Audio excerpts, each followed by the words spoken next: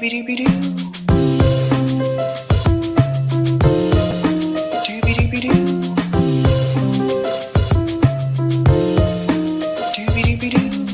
host, sabrinasalvati.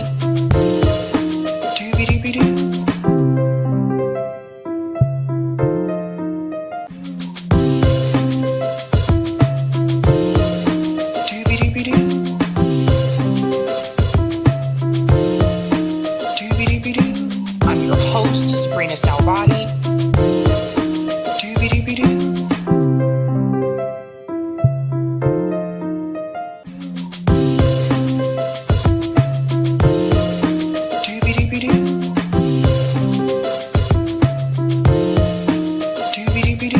I'm your host, sabrinasalvati.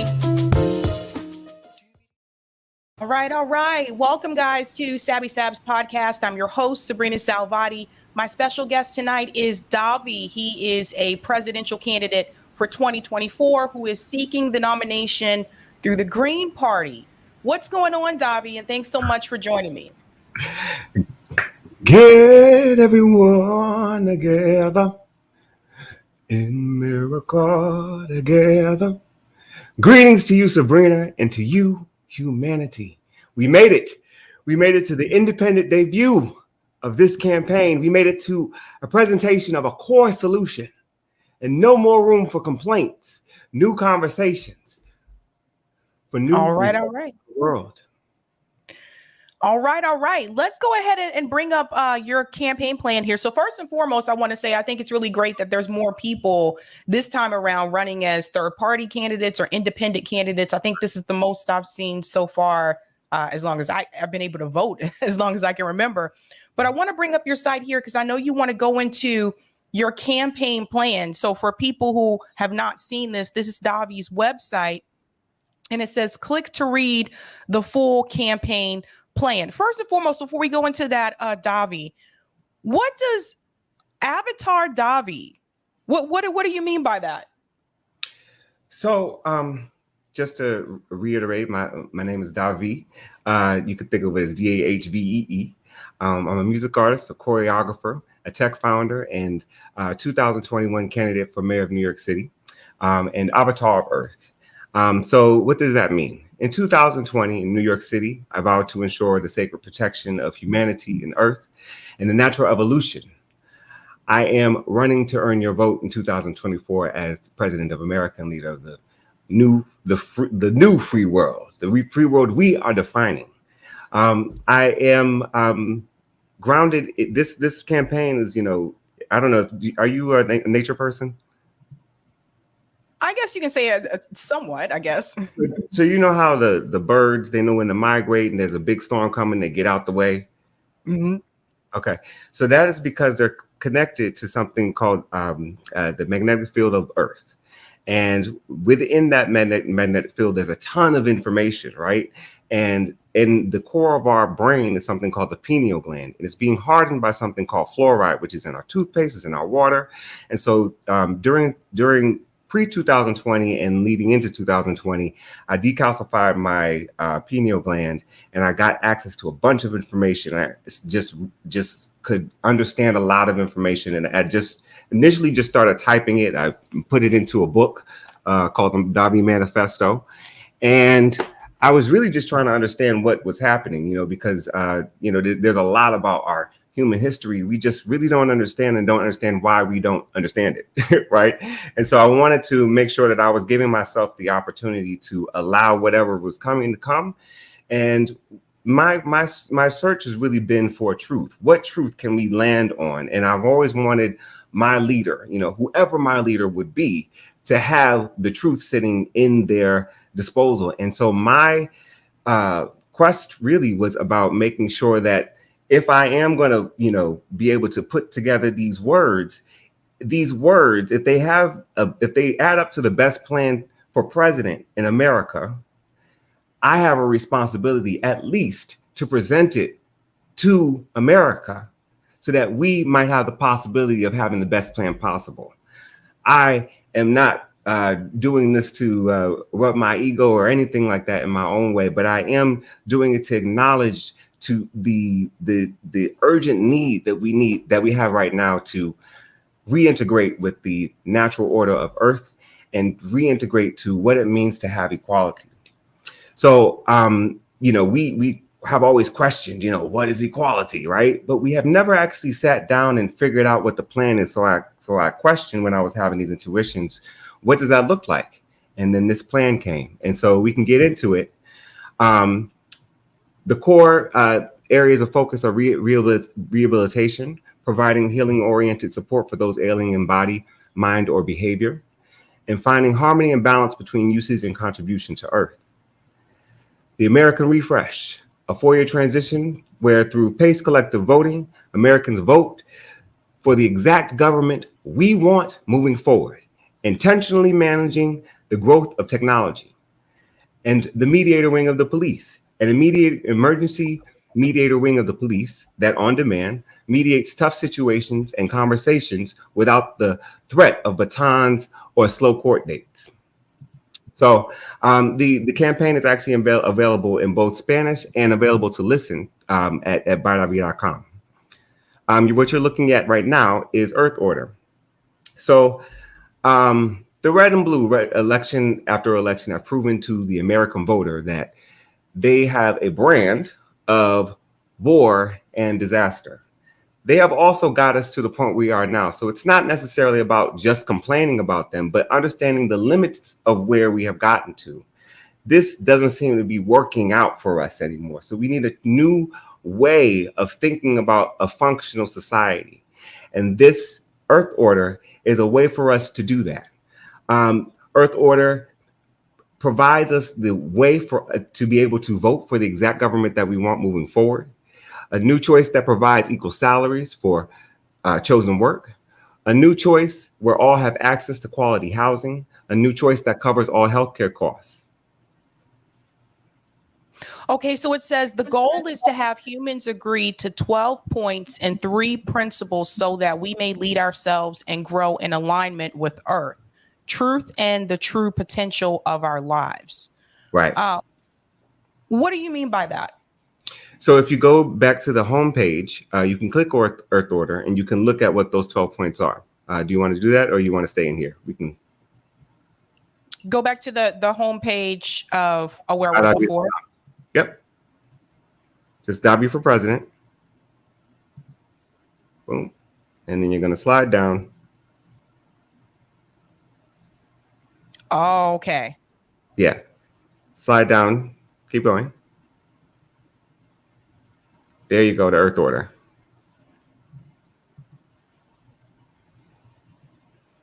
Okay. And then you're going to slide down there, and we're going to go to those 12 points. Right here. Okay. Right. Clean ordinance befits each person. So before we get into this, I just want to give the context, right? So we often complain about the world, right? And the question is, right, if this doesn't work for us, what is the foundation? What is the standard that we have in our hearts and our DNA that is the point at which we are comparing our lived experiences to? So this is there's something called natural law. There's a whole bunch of attempts over, the hundreds of thousands of years that humanity has been in existence to give wording to what it looks like for us to accept our own humanity and accept each other's humanity. Okay, so I'll just read these off for people. Clean ordinance befits each person. Each one holds truth. It says personal accountability and integrity are sacred practices. Blatant negativity is unnecessary. You know the difference. Choose the best humans in your personal opinion to mate with. This is not only in reference to physical appearance, but each mate in their entirety. Your choice shapes the future of humanity. Birth children or rear children with specific intention for their own success. No child can be subjected to any permanent trauma such as sex, labor, or violence prior to the age of 16. Be here now. Remain centered in oneself and allow conversation internally and externally to reflect how to make it better. I would feel better if dot dot dot. I would feel better if and do and do. All drugs are legal. Rehabilitation for abusers is plentiful. Those who don't agree can be away from those who do. All Earth Order participants with agreements and locations with other laws and rules still abide those rules, those laws and rules as well. All weaponry is only used for food hunting in defense of Earth or humanity and for other non-human reasons. There is plenty for all. No human may intentionally kill another. So the one about the weapons, so would that mean that you would not be in favor of the Second Amendment? In what way? So can you your perspective on the Second Amendment, and then I'll answer. Well, just the right for Americans to bear arms. Oh, absolutely. That's exactly what this is about. You should be able to defend yourself, right, in all ways possible. And if you have your weaponry, you can use it for food hunting as well. I really want to encourage us to think about a way for us to respect each other.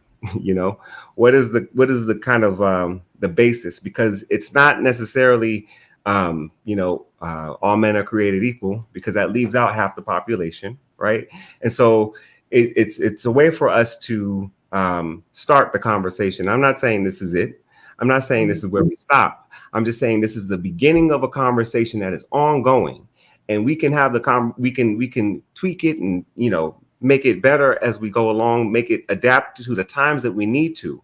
But let's have a starting point where we all feel safe enough to come to human-centered decisions and not decisions based on any type of category or any type of corporation. Okay, so one of the things I will say, like just immediately from like glancing at this, if I can make a recommendation, I would make your website as simple as possible, because most people, when they go to a campaign website, like for example, the Earth Order, this is not to say that the things that you're saying there aren't interesting, but the longer the topic, like the more text that you have, the less likely people are to read it, right? Because a lot of people have become accustomed to the character limit that we've learned from Twitter. So I said the same thing to Dr. West in the beginning. Like, I had recommended that you should just have bullet points, boom, boom, boom, boom, that people can just go to and read and take it all in, instead of having like an essay, because most people aren't going to sit down and read all of that. Just a recommendation. Thank you. I appreciate that. I mean, that was done in mind with those who actually enjoy reading a lot of information. What I'm doing is presenting something that is very large in magnitude, right? So it's a completely different perspective of looking at society. So I wanted to make sure that those who needed all those words had it. And then I'm going to do my best on the front page of the website to break it down to those three areas. And then in conversation, which is what most people, enjoy the most, I'll be able to bring in, the flavor and the things that people enjoy, to make that the bitterness of the new teaching, the new opportunity, a little bit better. But the fact of the matter is, we do need those words. I really appreciate your comments, but we do need those words. We need people to be specific and unapologetically say what is going to happen. I live in a city called New York City, where the mayor campaigned. I ran against the mayor, and he campaigned that in order to feel safe, you should hire personal security during his campaign, and that is absolutely true. He also campaigned on inviting more people via the sanctuary city rules. And so that's what happened. And he thought we would get more money. And people are making choices based on money rather than what is best for our humanity here. How can we get better, right? And how can we be specific so there's no question later on as to what happens? So what type of policies do you support? Like, for example, the healthcare issue. Do you support like a universal healthcare for everyone in the country? Like, how do you feel about war? Like, are you anti-war, et cetera? And why specifically are you seeking the nomination through the Green Party? Ooh, three. Okay. So first, let's do foreign policy. My foreign policy is that we need an internal policy before we can have an external policy. So right now, my focus is ensuring that within the boundaries of America and all the territories included, there is peace. That's a lot of work. So I'm going to focus on that part, and then we can talk about how we relate to other parties in other countries and other nations after we've established that. Because if we don't have that right, how are we going to navigate somebody else's or suggest that anybody else behave in any particular way? But it is the job of the president. If you're president, the president is the commander in chief. So, right. For example, if you were elected in 2024, there is this conflict with Russia and Ukraine. You would right. have to be involved in decision making in reference to that, and possibly, if this continues, this conflict with Israel and Palestine as well. So you will have to make foreign policy decisions. Absolutely. And I will be talking to each of the military generals to establish what the best process for the military drawback of each of those situations is. Because the fact of the matter is there were UFOs and there were crafts from China flowing over South Carolina a couple months ago, and everybody seems to forget. If our borders aren't secure, then I'm not concerned about what's happening in other places. I'm making sure that the place that I am elected to take care of is being taken care of. On the Green Party, I'm seeking the Green Party's nomination because the Green, if you look at it in the larger scope, the red and the blue are corporate entities with corporate goals. As you've talked about on your show, the blue has already shown us that they do not believe in offering a fair electoral process. And so now this is a question of, okay, if the blue is not offering fairness, if the red is not even making their front runner run, then they're removing the reason that people are part of a party. And so all you have now is the Green Party that is the human-centered party that has human-centered ideals, offering candidates that are presenting human-centered goals. And so that's why I'm running for the Green Party. I was involved in Cynthia McKinney's campaign in 2008. I voted for Jill Stein in 2016. So I've been as much of an auxiliary member as possible, but I believe that the independent candidacy is definitely important to maintain, because in most of the states, as it stands, I'm still going to have to be an independent candidate. So both is the angle of the campaign right now. What about immigration? Right now, there is, the issue with, there have been claims of hundreds and thousands of migrants coming through the border. How would you handle the immigration issue in this country? Right. We say immigration issue, right? And that's I think that's the problem, right? What is the immigration flow that we as Americans think is correct?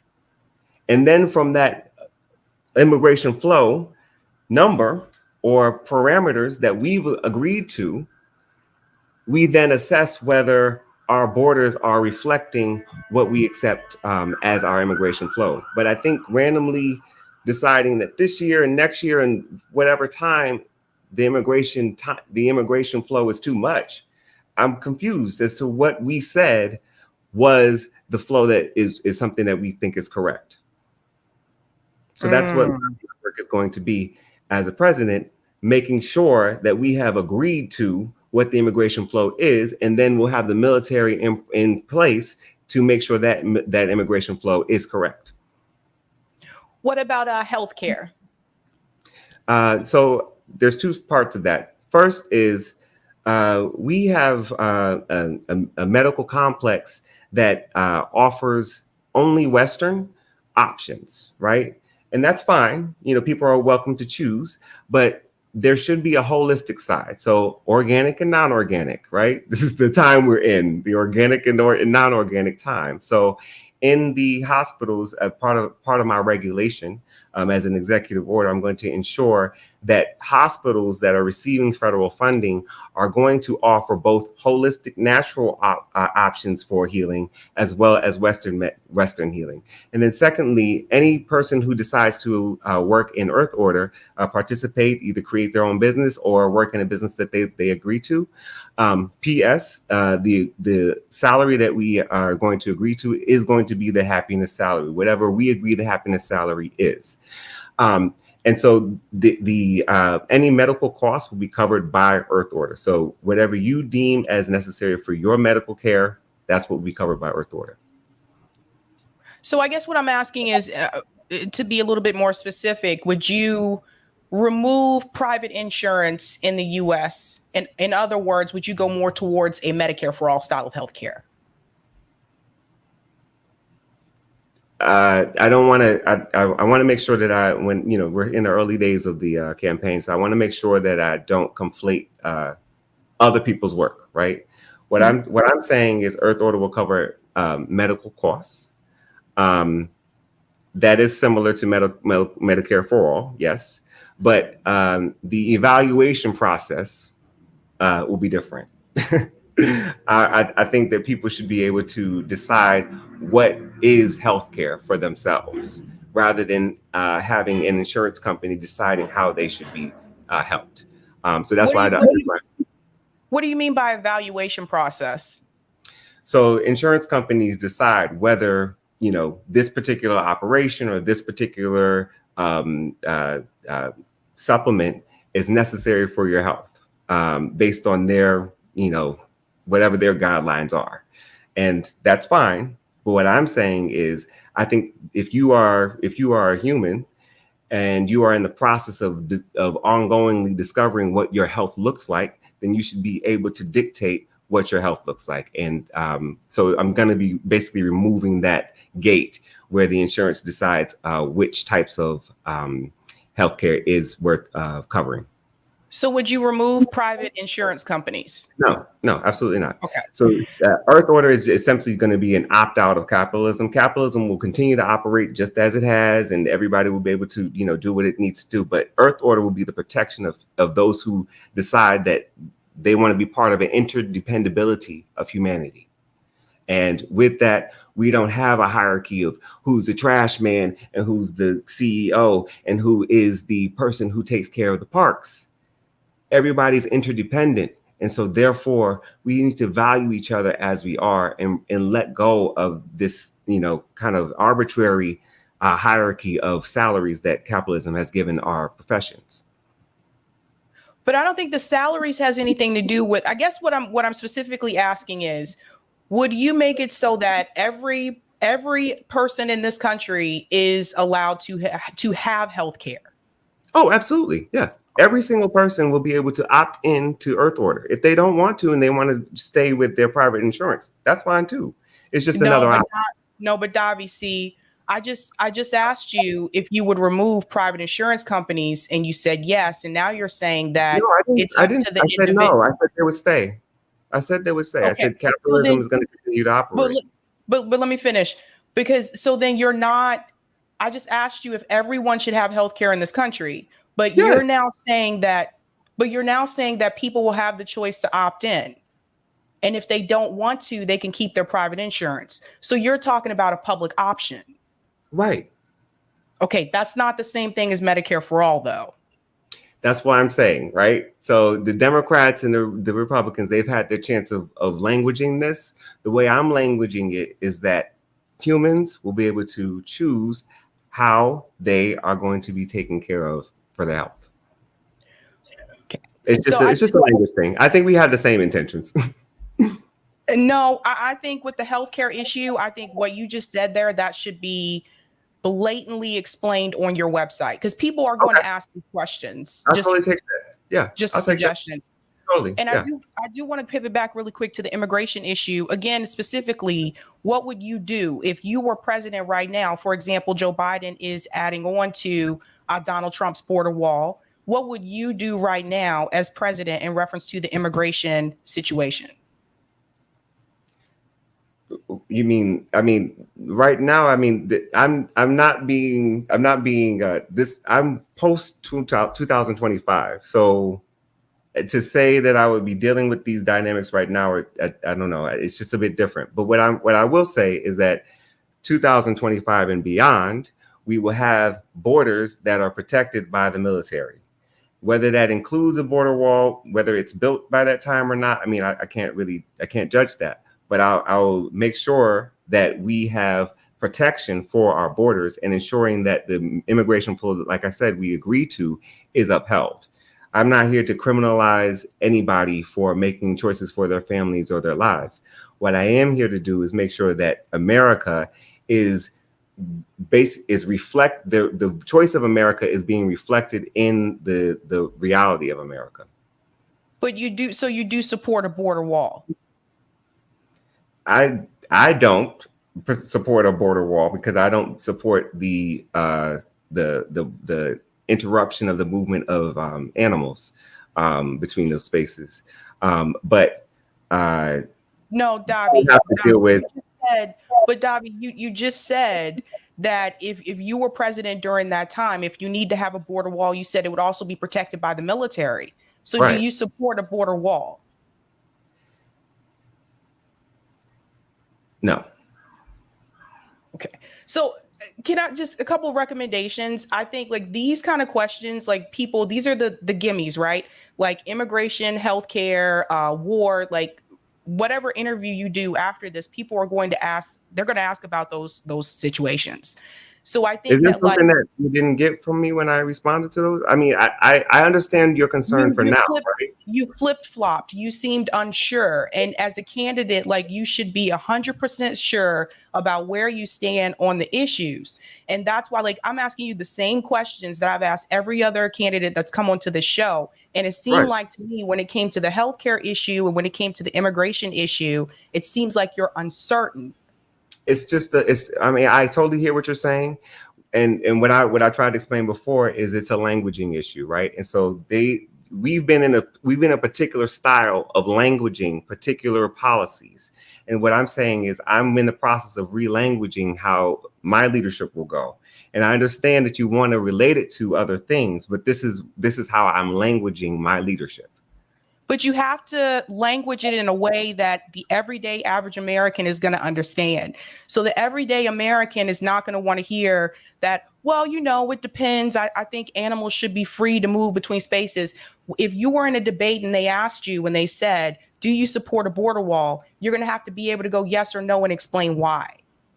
But you were referring to what was going on right now, and I would have to make that assessment in 2025 and beyond, right? And so no, you would make that assessment right now, and you would have a plan for the future because the immigration issue has been a problem in this country for a long time. So like no other candidate has told me that. No other candidate has said, well, it depends. I would have to make that assessment then. You are a candidate right now. So you need to know, what would you do? How would you fix the immigration process? I just told you my approach is military. It is not a border wall, right? I've said that numerous times throughout this meeting. But my core thing here is that I want to make sure that people get 9 points from me, right? Number one, sign up to the email list at Diva'sDoodles.com. 2, sign up to volunteer. 3, donate. 4, share about Davi on social media. 5, attend the PPE in your state. We are putting together an independent presidential candidate tour. Wouldn't it be great to see your favorite independent presidential candidates, Dr. Cornel West, RFK Jr., and Dr. Shiva and Davi on tour, vying for your vote, vying for your leadership trust? Show up and be there on Diva'sDoodles.com. All right, Davi. Thanks so much. You'll have to come back another time as well. I do have 2 guests waiting in the background, but thank you so much. Appreciate it. Thank you. All righty. Bye. Bye.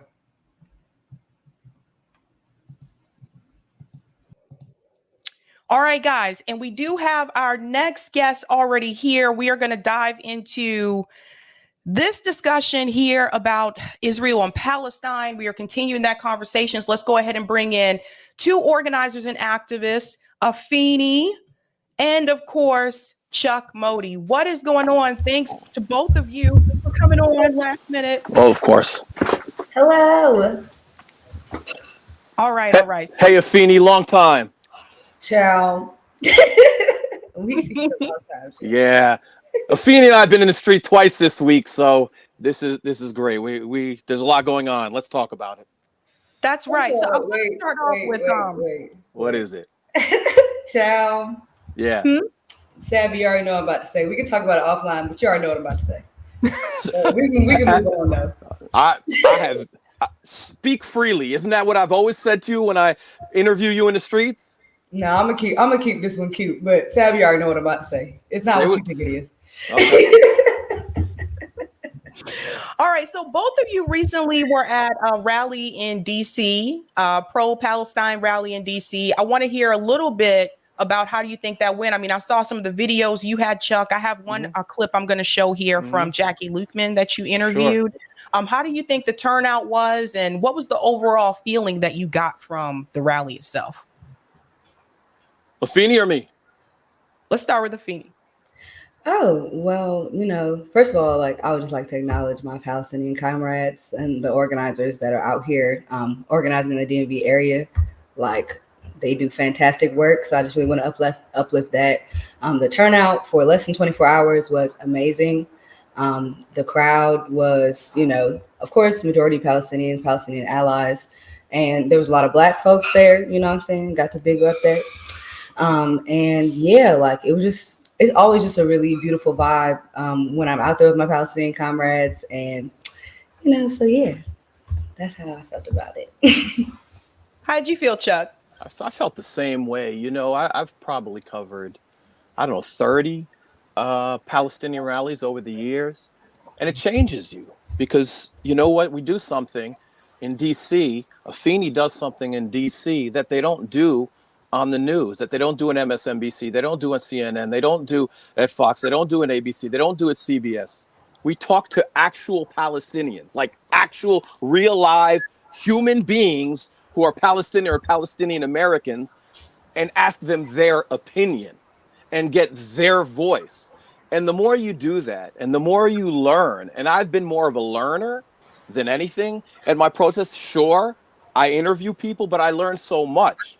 And when you do that and you get all of the information, all the facts, and then even go back home and Google those facts, it is very, very clear what is happening. But the community amongst the Palestinians at the rallies and the community of others who are at those rallies, and I did interview a few Jewish folks that I'm going to post later as well, which was some really good interviews. It's a beautiful thing. It's a beautiful thing of coming together. And what makes it so beautiful is that everybody is aware of the horrors that are going on and the pending horrors that are going on. But when you have people who have nothing to lose and their choice are slow genocide or fast genocide, a lot of those questions go out the window. That's right. I want to start with this video clip here about what is actually a border, because some of the talking points I've heard from mainstream media is that, well, there is a border that separates Gaza from, Israel, but it's not actually a border. And actually, I want to show this clip here, which explains that a fence is not a border. Everyone listen to this for a second. When is a border not a border? When it's a fence that Israel built to create the world's biggest open-air prison. Since March 30, 2018, thousands of Palestinian refugees trapped inside Gaza have taken part in the March of Return, demanding the right to return to their homes in what is now Israel. Israel built a 25-mile fence and has shot people protesting near it, saying it's defending its border. But this fence isn't a border. You know how we know that? Because Israel said so back in the 1990s. When Israel and the Palestinian Authority signed the Oslo agreements, this is how they talked about the fence. The security fence erected by Israel around the Gaza Strip and the line demarcated by the fence shall be authoritative only for the purpose of the agreement. That acknowledges that the line followed by the fence is not a border. Israel wants to portray Gaza as a separate country full of people who want to invade Israel. In fact, international law says Gaza is still under Israeli occupation. The idea that there is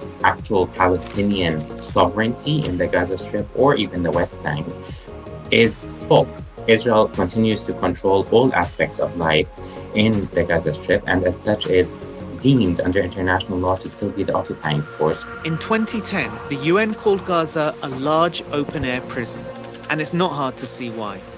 There are only 5 crossing points on the Israeli fence, and 3 of those have been closed for years.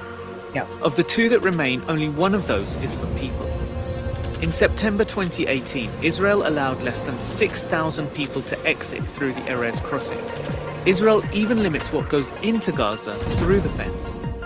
Sage, cardamom, ginger, dried fruit, and potato chips have all been on the prohibited list. It controls things that demonstrate the degree to which it occupies the territory, including the population registry. So if someone is born in the Gaza Strip and they are not registered within the Israeli authorities, they do not exist. They are unable to travel outside of the Gaza Strip.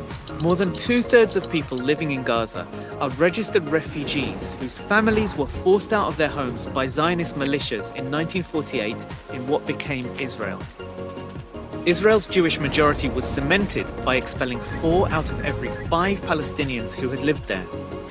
So this fence stands between Palestinians and their former homes, from which they were evicted and to which they've been forbidden from returning. It confines them to a strip of land in which they've been imprisoned as refugees for generations. To the Palestinians of Gaza taking part in the March of Return, they're not breaching another country's borders. They're simply attempting to go home. That part right there, I think people need to see. And Eric already shared the link to that video in the chat. I want to get your opinion about that. We'll start with Afeni, this idea that it's actually not a border. And how do you feel about that? I feel like the entire occupation is illegal and Israel does not exist to me. That is occupied Palestine. That is Palestinian land. And of course, it's not a border because you cannot put borders on land that is not yours. And the original agreement, whatever agreements they tried to force upon the Palestinian people after the Nakba, none of those agreements were made in a way like in good faith. And the Palestinian people knew that. So you keep saying that the Palestinian people are refusing peace talks, but look at the type of conditions you want them to accept. And even the borders that you did agree upon, the Sheikh Jarrah neighborhood and all these other places that they are moving in on, the West Bank, that they are annexing, and there are more and more settlers moving and taking houses away from Palestinians. We watched that in 2021. That's why there was such a mass movement in 2021. So none of these arguments, none of these agreements, none of these treaties that they've tried to draft have been made in good faith, especially considering that the British was colonizing Palestine before the Nakba, and they ushered in Zionism and what we currently see right now. So Israel does not exist, period. Chuck, I want to get your opinion. So for those who are not aware, like Chuck, you are Jewish. How do you feel about this?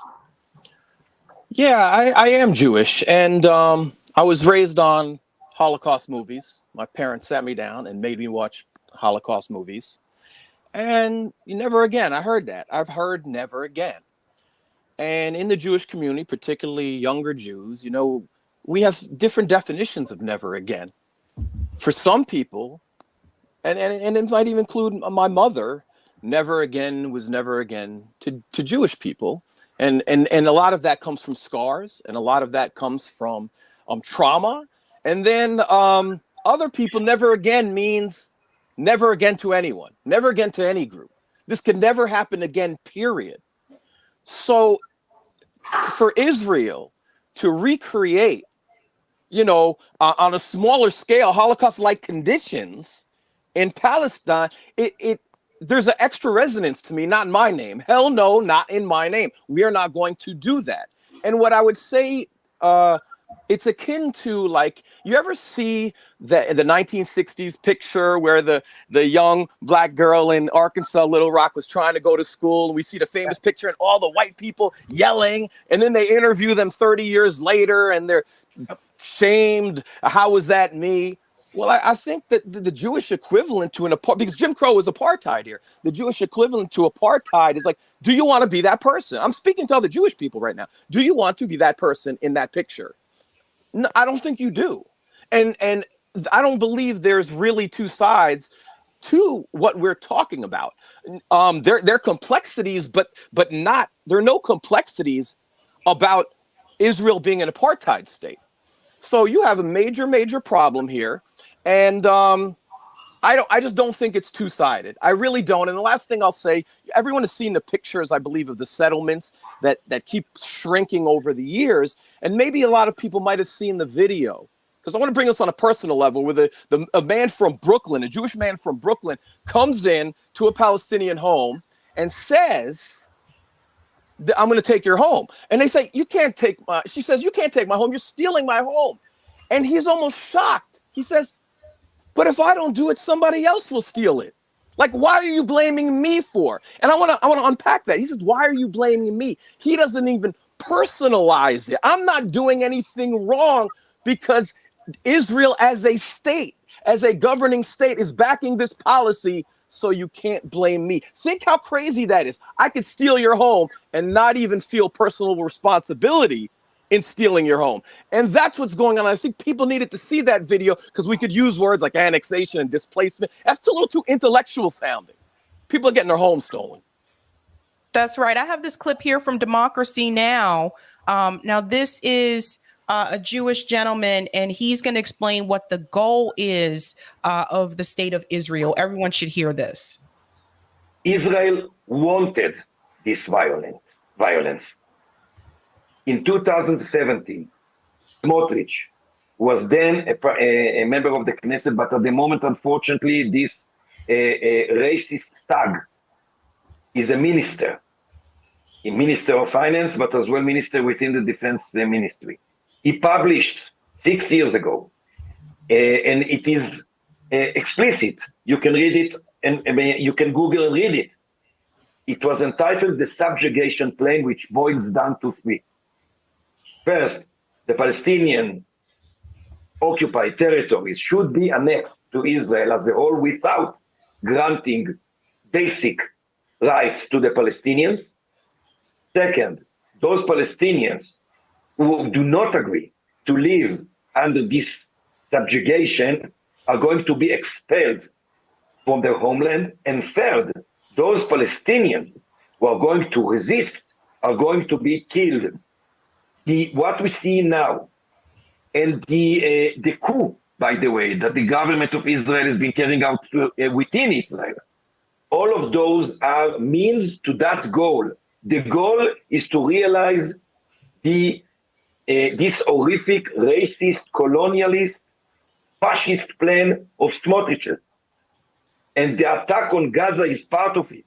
They use the terrible, horrifying, unacceptable carnage in the southern of Israel as an excuse to attack Gaza as part of the realization of this fascist subjugation plan. That's right. So long story short, like what he's saying is that the goal is to realize this colonial, racist, fascist plan. And I think this is the piece where you'll never hear, like most of our politicians admit this. You'll never hear like even some of the athletes. I've seen some of the celebrities coming out and making some statements that were very cringe. We'll get into some of the hypocrisy in a second, but you'll never hear them say what he said. And it's very disturbing, because some of those same people, some of the same politicians that actually commend people like Nelson Mandela for fighting back against apartheid in South Africa, they won't have that same type of rhetoric for the Palestinians who are just trying to survive. So one thing that just really gets to me is when he says, if they don't leave. Let's be very clear that the Palestinians cannot leave. The video that you showed earlier, the first video, there is one way in and one way out, and it is controlled by Israel. Make no mistake, this is a systematic ethnic cleansing of Palestinian people, and 50% of those people are children. Yep. And I don't want to absolve the rest of the West in, creating the Zionist project that is Israel, because, if it was not for the military interests that America and other Western countries had, like Joe Biden said, if Israel did not exist, they would create Israel. He said that in the 90s. So if they really care about giving Jewish people a homeland, creating an Israel, they should have gave them Germany. Well, in reference to the recent attack from Hamas, there was something that was mentioned by Egypt recently, actually. I don't know if a lot of people have seen this, but Egypt intelligence official says that Israel ignored repeated warnings of something big. Now, Netanyahu is denying this, but it says, mounting questions over Israel's massive intelligence failure to anticipate and prepare for a surprise Hamas assault were compounded Monday when Egyptian intelligence official said that Jerusalem had ignored repeated warnings that the Gaza-based terror group was planning something big, which included an apparent direct notice from Cairo's intelligence minister to the prime minister. Now, again, Netanyahu is denying this, but this goes back to the question I had when this attack first happened, which was, you mean to tell me all of a sudden one night, Israel's security just wasn't around? That was weird to me. It almost kind of seemed, and I don't know for sure, but to me, it just seems strange that all of these years they've been guarding that gate. All of these years they've been terrorizing the Palestinian people. And all of a sudden, just one night, security just wasn't around. So I thought that was strange. What do you guys think about that? What Egypt said? Chuck? Listen, that's definitely on the table. That would be within what Netanyahu would do. That would be within his strategic plan. And I'm in agreement with Afeni. It is systematic ethnic cleansing. If he did it in a complete genocide overnight, he wouldn't have the world behind him, right? So Netanyahu has to create a reason to do the genocide, as he did in 2014 and many other years. Because, and for those who don't know, the casualty disparity in 2014 was 1,500 to 6. That's civilians, by the way. Civilians, not anyone else. 500 to 1 children. This is his playbook. He's done this. If we go, Israel has to defend itself from these rockets. So the fact that probably in last, as long as I can remember, Israelis were actually killed this time. And now he could go ham. And now he could go crazy and get the Western world, who only are siding with him for geopolitical reasons, as you mentioned, for militaristic reasons, as you mentioned. And there is nothing that will happen that will not make the West side with them. And as I say that, I want to add one piece. In July, there was a resolution that went around to all of Congress, 435 members, and all but 9 members signed a resolution saying, no, Israel is not an apartheid state. And that got the most of the attention. But the third bullet was very important. We will always support Israel, like always, unconditional. Genocide, it doesn't matter. They put it into writing. They codified it into writing, all but 9 Congress members. So we understand what's going on. We understand what it's about. And we are complicit. The United States is complicit. If we're saying Israel is carrying out genocide, we have to be clear. We're funding it. America is carrying out genocide. That's right. Go ahead, Afeni. Yeah, and I just really can't help but think about the fact that slave rebellions happen for a reason.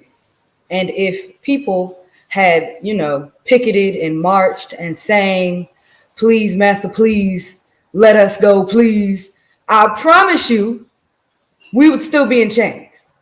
I promise you, because you cannot appeal to the morality of a system that does not see your humanity. That's right.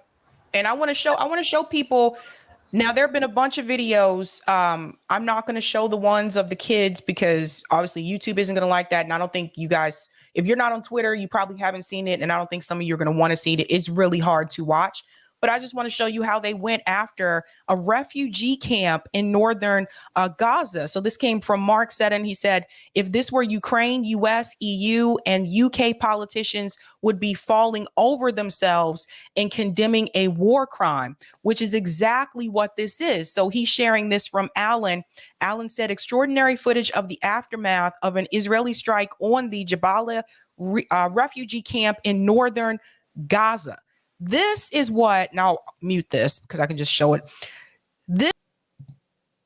It's terrible. And then I want to get into the hypocrisy because we got a couple of these. So Katie Halper pointed this out.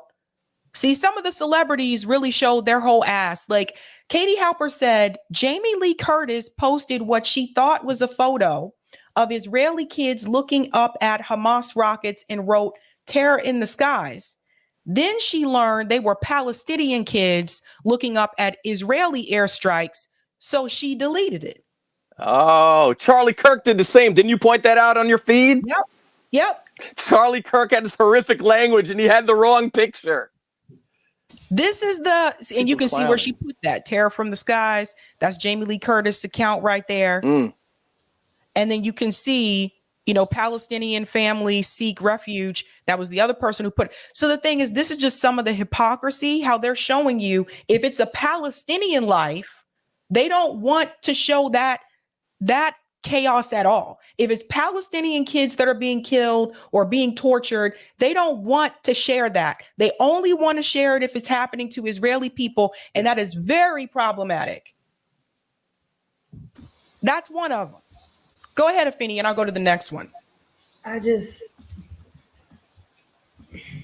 We have been looking at these images for years. And I think it's really important that more people do see these images because these are things that have been happening for decades now. And the fact that they can even make that mistake lets you know how, like, the disproportionate nature of the way that this is affecting Palestinian people. And not to say that Israeli civilians should die necessarily, but they shouldn't die. Civilians should not die. And also, they should move. And I think there's... Oh, go ahead, Chuck. I think there's a way to communicate that. We don't like when any civilians die because civilians aren't part of war. So we don't like that we don't like when any Israeli civilians die, Palestinian civilians die, Afghan civilians die. And we always want to say that. But two parts that Palestinian civilians have been dying in scores by the thousands for years. So the first thing I do is I look at somebody's feed. Have you ever said anything? And if you've never said anything, then I just see white supremacy in the air because you seem to only care when there's lighter skin, irrespective of religion. And then I want to say something else. Let's say remove this. We drop bombs every single week, America somewhere. You could find it. You have to go on foreign news. But okay, 2019, Afghan pine nut farmers, 30 civilians killed. Oops. A wedding party. Oops. These oopses happen all the time. And if you actually go into the civilian casualty rate, when you're talking about like drones, it's usually around 70%, oftentimes 90%. And there's not a care in the world to try to get below that number. This is like America all the time. And we say nothing. Not only we say nothing, we don't even know about it 90% of the time. So the first time this week, now all of a sudden, civilians are killed. Ask me what my opinion. Well, my opinion is I hate when any civilians are killed, Israeli or otherwise. But how come you didn't ask me my opinion every other week? You never said anything. So let's reflect. Let's understand what it is about you that only this week you have something to say about civilians. That's right. And here's another one from Mark Hamill, who makes me, I love Star Wars, always have, but I'm not fond of Mark Hamill anymore. His tweets have been cringe. So he decided yesterday was Indigenous Peoples Day, and he said, honoring all those who were here first. So what's hilarious about this is just the day before he was condemning the Palestinians and he was approving and applauding and saying, let's stand with Israel. So I said, how the hell are you honoring indigenous people in North America today? And yesterday, you were against the indigenous people of Palestine. It was Palestine first. The land was stolen. So this is another thing. It's just the hypocrisy from people. And I saw this from a lot of people yesterday, Chuck, where they were like, we got to stand with the indigenous people after they just shamed people from Palestine. Yeah, that's wild. It's wild. It really is. That hypocrisy on Indigenous Peoples Day. I think right now people could say that for Indigenous Americans because only 1% of them are left, and you're the dominant culture, so you can make a gesture. I don't know how many of those people were going to Standing Rock, fighting for the pipeline not to be built or doing anything of substance beyond a tweet. So yes, the hypocrisy is pretty thick. And I have this one from you, Chuck. This is another example of hypocrisy. Now, this is Jackie Lukeman, and she talks about the apartheid situation in South Africa. And this was at the rally as well. I want to play this. Israel could not continue to carry out its military assault on the Palestinian people without the constant military and financial aid from the United States. The United States is almost Israel's bitch. Because whatever Israel says, the United States says, yep, that's true. Israel says they're not an apartheid nation, but they've got a whole damn wall separating the Palestinian population from the rest of the illegal settlements. But Israel says it's not apartheid. Everybody in South Africa knows that's apartheid. Everybody who fought against South African apartheid knows that's apartheid. Israel has checkpoints that only apply to Palestinian people. That's apartheid. They have to prove that they have a right to travel from this place or the other. That's apartheid. Everybody who lived in South Africa doing apartheid knows that's apartheid. Everybody who fought against South African apartheid knows that's apartheid. But if Israel said they're not an apartheid nation, what does the United States government do? They say, well, Israel isn't an apartheid nation. It's like the regime in Israel has its hand up the ass of the U.S. government, telling it what to say. And the U.S. government just does it. Woo! You want to comment on that, Chuck? First of all, I love me some Jackie Lukeman. I ended up interviewing for like half an hour because she just kept dropping gems. And we started talking. Sometimes you're filming and you put your camera down and we just start having a conversation. And that happens with Afeni all the time, too. I can't have a conversation with Afeni or Jackie because they just come with more gems. And I'm like fumbling my phone. Okay, stop. Now, say it again. I can't even talk because that's how many gems were coming. But it's so important. And you're right. South Africa, it's apartheid. And as she put it, with what did she say? Israel has their hand up America's ass. I think that was the correct verbiage. I mean, it's true. It is true. We're basically giving them $4 billion to rent missiles over there, and it means we will co-sign any genocide, any human rights crime whatsoever. And then you'll have, whether it's the Democrats or Republicans, look in the camera and say that we're doing it for humanity. And it's disgusting. It's absolutely disgusting. Afeni.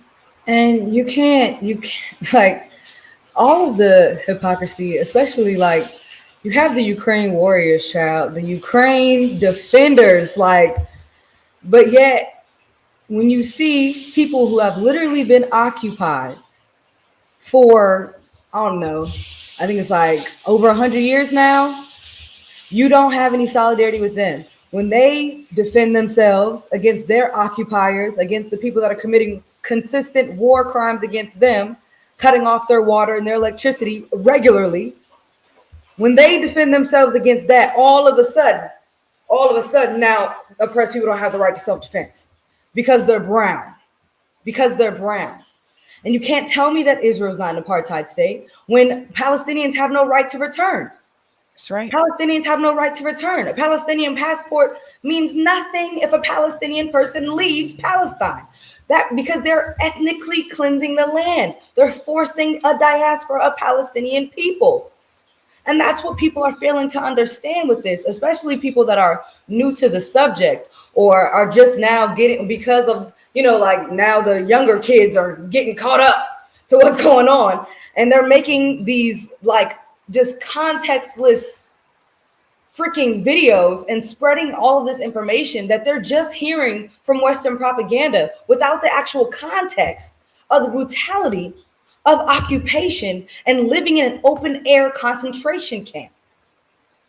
That's right. And speaking of that type of hypocrisy in reference to Ukraine, it was really interesting to me that some of the politicians that said the United States government should not give money to Ukraine changed the country from Ukraine to Israel, and you'll see those people flip too. Now, this is Tulsi Gabbard. And I tried to warn people earlier this year. Don't get me started on Tulsi.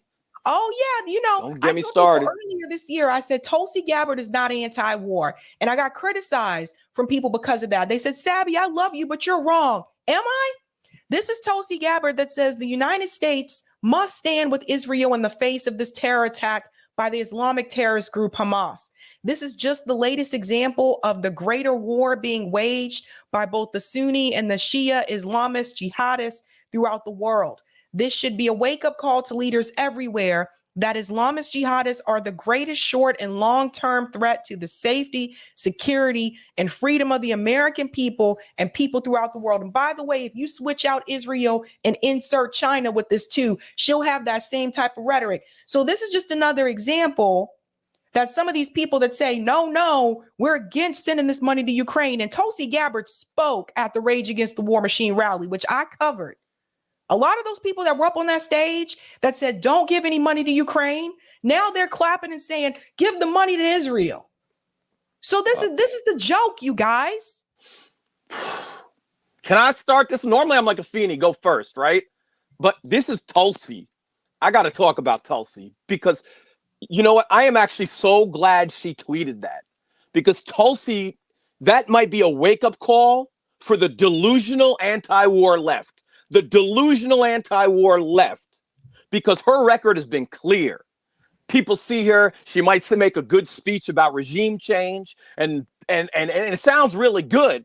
And then when you realize she just doesn't want to use those resources for regime change because she'd rather kill a bunch of Palestinians and Muslims. So that's not anti-war. I don't want to kill those people. I'd rather kill these people. Okay, so when we look at Tulsi, and none of this is new. In 2014, when there was the massacre in July of 551 Palestinian children in 51 days, Tulsi was a hawk. Tulsi was like, more funding. This isn't new. Tulsi has been pro-drones. Tulsi voted against the Barbara Lee amendment, which actually passed earlier this year, which would need to make congressional authorization before you go to war, like after 2001. So after Iraq.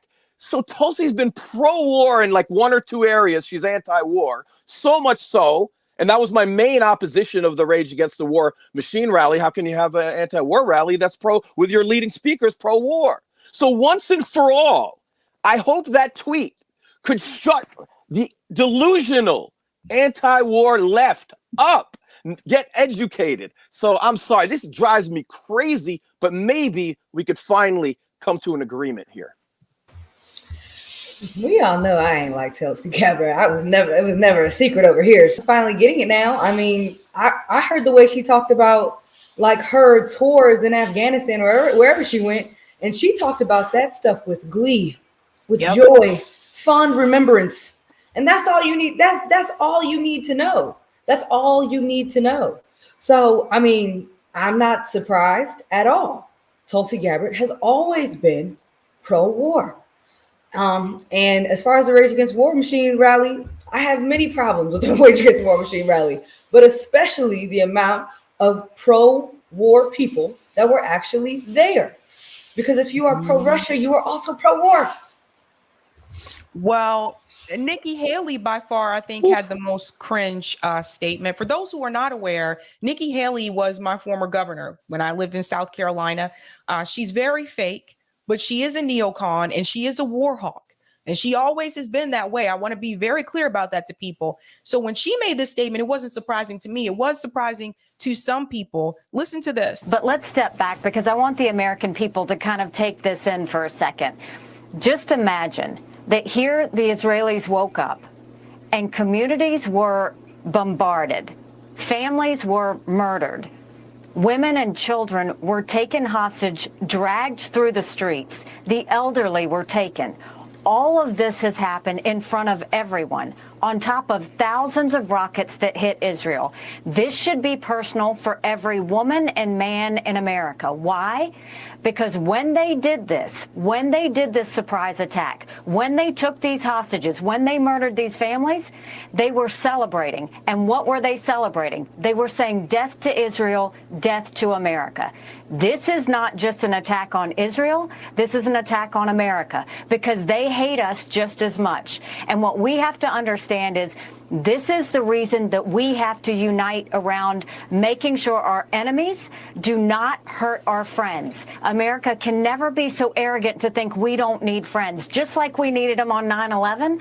That's why Ukraine needs us when Russia's doing this. That's why Israel needs us when Hamas and Iran are doing this. And I'll say this to Prime Minister Netanyahu: finish them. Finish them. Hamas did this. You know Iran's behind it. Finish them. They should have hell to pay for what they've just done. So first of all, for those who are not aware, and thank you so much, Danny, for calling it out, her name is not Nikki Haley. Nimrata is her real name. Nikki Haley is Sikh. Her family is Sikh, for those who don't know. She tries her best to blend in, right? But the thing is, this is Nikki Haley flat out telling you that Netanyahu should finish them, which goes into some of the other videos where people have said to just go ahead and floor Gaza, to just destroy the whole thing, which obviously, to Afeni's point that she mentioned earlier, 2 million people in Gaza, half of them are children. Warhawks.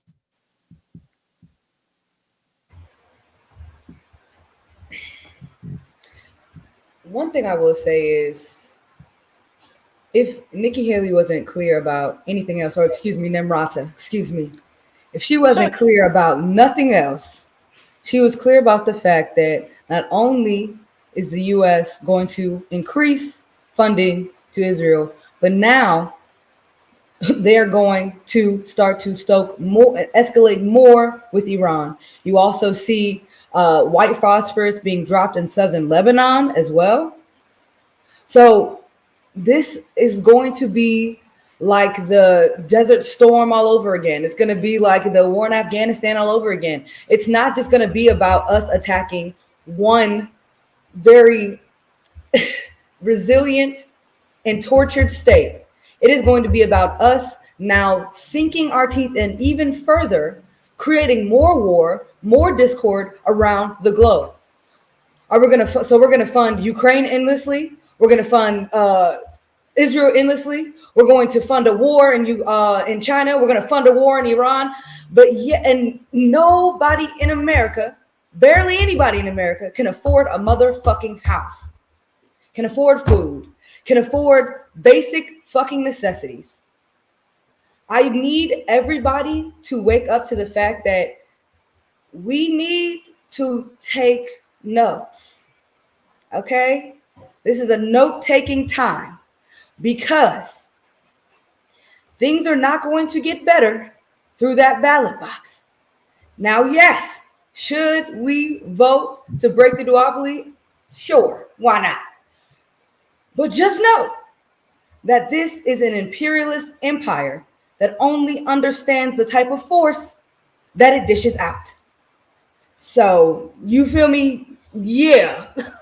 I'm just saying. I'm not saying, but I'm just saying. That's right. All this money, they have all this money when it comes to war. Yeah. Let's be clear about Nikki Haley for a second. You know, there's bad commentary, and then there is advocating genocide, right? That she went to the next level with that. Finish them were her words. When you say things like that, should any other media outlet interview her after she's already stated that media outlet is advocating for genocide, and that media outlet should be held accountable. Any other person who puts her on their TV, we don't talk about Nikki Haley. We know what she's about. We know AIPAC has bought her a long time ago. We know she'll try to say anything to out Trump. We already know about that. At this point, it's anybody else who gives her a megaphone. But something else she said that I think we have to hone in on, and that is she said an attack on Israel is an attack on America. Yep. And if you said that on any other country, you'd be like, this is the most ridiculous statement ever. Why would that be? And that goes back to the resolution we talked about July. So when someone says that, we have to interrogate, and I would like go back if I were the interview. What do you mean another country is an attack on us? Any good interviewer would have gone right there and showed how stupid that was. So I think that tells you right there the problem that we have. But you know what? In the streets, at the Palestine rallies, people say the United States of AIPAC, or people say the United States of Israel. That's a thing people say. And the reason is you have the right-wing Jewish, the right-wing AIPAC lobbyists, and you have the right-wing Christian lobbyists, like Christians United Against Israel by the right-wing John Hagee. And they come together, to form an incredible force against anyone who wants justice in Palestine. And you got Democrats doing it too. You got Hakeem Jeffries, you got Richie Torres taking money from those groups. And that's why they always come out to defend them. Now, someone who has been speaking truth to power about this issue for a long time is Norm Finkelstein. And I want to show you a video where he was at a conference and he was speaking. I want you to hear what he said to this woman who was crying in the audience. This is interesting. During your speech, you made a lot of references to Jewish people, as well as certain people in your audience, not Jewish people in general, but certain people, especially in your audience, tonight. Now, that is extremely offensive when certain people are German. And they're also extremely offensive to people who've actually suffered under rule. I don't respect that anymore. I really don't. I don't like and I don't respect the crocodile tears the crocodile tears. No, my late father was in Auschwitz. My late mother was in Majdanek concentration camp. Both of my parents were in the Warsaw Ghetto Uprising. And it's precisely and exactly because of the lessons my parents taught me and my two siblings that I will not be silent when Israel commits its crimes against the Palestinians. And I consider nothing more despicable than to use their suffering and their martyrdom to try to justify the torture, the brutalization, the demolition of homes that Israel daily commits against the Palestinians. So I refuse any longer to be intimidated or browbeaten by the tears. Norm said, I am not buying the crocodile tears, but he is. Child, he ate her up. He ate her up. It's one of my favorite clips. That Norman Finkelstein clip. Woo! He's been on here before, but Norm is very straight to the point. And he's lost positions because of his choice to defend the Palestinian people. Oh yeah. His career was derailed because of it. Now we could actually have the conversation, but it's only the last few years. When my coming out was in 2014, when I finally said, you know what, I was wrestling with it with a couple of years. And when the 2014 massacre, so I'm getting in the street, I'm going to interview people. And that took a lot. And you know what? There's a price to pay. But back then, I'm telling you, I lost followers by the hundreds, if not thousands. And here's what hurt the most. I don't care you lose followers.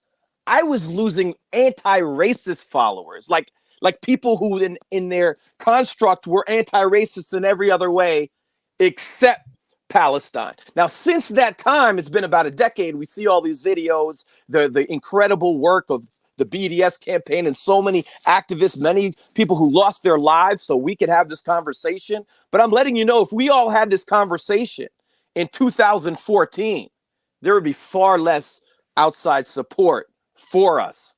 It was just 2 light years ago.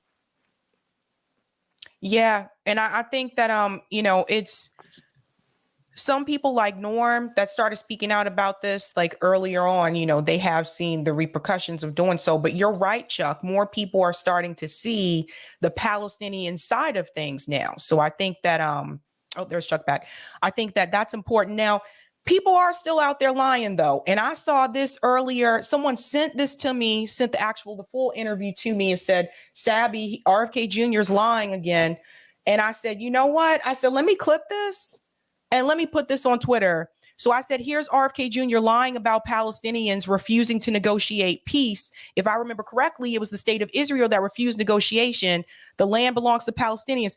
Everybody listen to what he said. This is the most recent interview. And then I'm going to show you what Aaron Mate, because Katie Halper and Aaron Mate talked about this yesterday on Useful Idiots. So I'm going to show you that what RFK Jr. is saying is incorrect. And then I'm going to show you the actual documentation about the 2002 Arab peace negotiation. Listen to what he says. All of us saw the videos on social media of children in cages in Gaza, of Jewish bodies, of a teenage girl being abused in front of a crowd and people cheering, of, you know, bodies being paraded around in trucks. So to say that Israel is at fault for that is just perverse.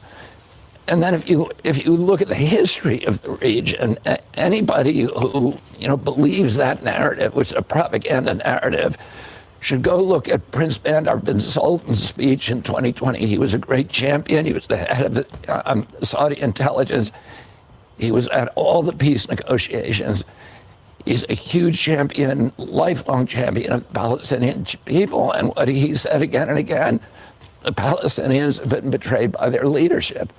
You know, Yasser Arafat died a billionaire. Mahmoud Abbas, the current leader of the Palestinian Authority, is a billionaire. His sons are 100 millionaires. They keep their people in poverty again and again, the Israelis. Let me pause right there. 2 lies I already caught. Notice how he's blaming Palestinian leaders for the reason why the Palestinian people are in poverty. Yep. Okay, that's one. And then the other thing that he mentioned, notice how he talks about the atrocities. He talked about the kids that were in the cages, and he said that those were Israeli children. That was already debunked, that those were Palestinian children, and RFK Jr. is still repeating that lie. Yeah. Then he continues to mention the atrocities that have been done to the Israeli community, but you never hear him come out and speak about the atrocities that have happened to the Palestinian people. So I just wanted to point that out before we go on, but here comes the rest. Have offered peace on extremely generous terms. You know, Ehud Barak in 2000 offered again and again, 1937, 1947, 2000. The Israelis have wanted to trade peace for land.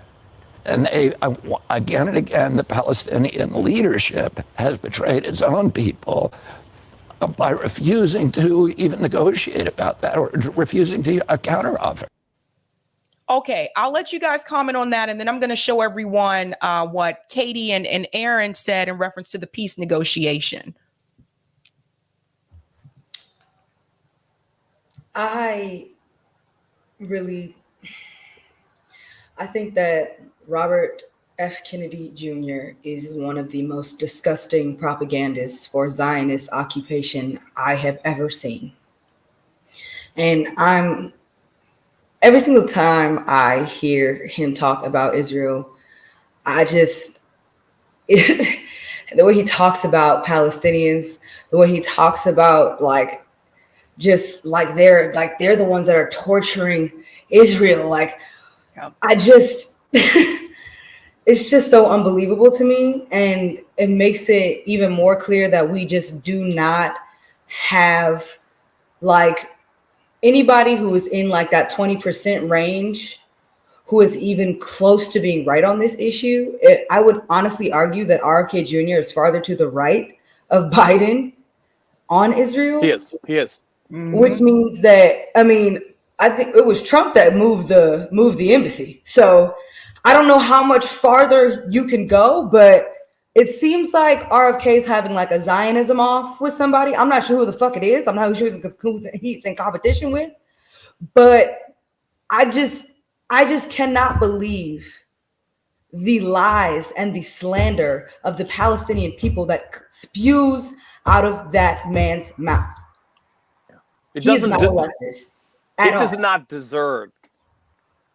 It does not deserve too much intellectual thought of what he spews. I mean, RFK is like this much, this close to Nikki Haley, right? He just didn't say finish them at the end. There you But go. he said we have to do whatever it takes. You know, this is his language. And you see these speeches, and in all of his speeches, there are a whole bunch of lies. And what I think was the wildest thing about RFK is that if you go back a couple of months ago, and I think you covered this, is that he had a meeting like with Roger Waters, right? And there was an exchange, and he had a positive tweet towards Roger Waters. And the entire Israeli lobby, AIPAC, went after him hardcore. Next, he's in pictures of Rabbi Shmuley, a disgusting person, by the way, very right-wing. And in 48 hours, he changed all his positions to the most rabid anti-Palestinian position, definitely to the right of Biden. And that's hard to do, right? He's to the right of Biden, and arguably he's Trumpian, if not worse than Trumpian. And you know, here's the real concern here. So we have an independent candidate running for president saying this vile stuff. We have Nikki Haley saying, finish them. These are talks of major escalation.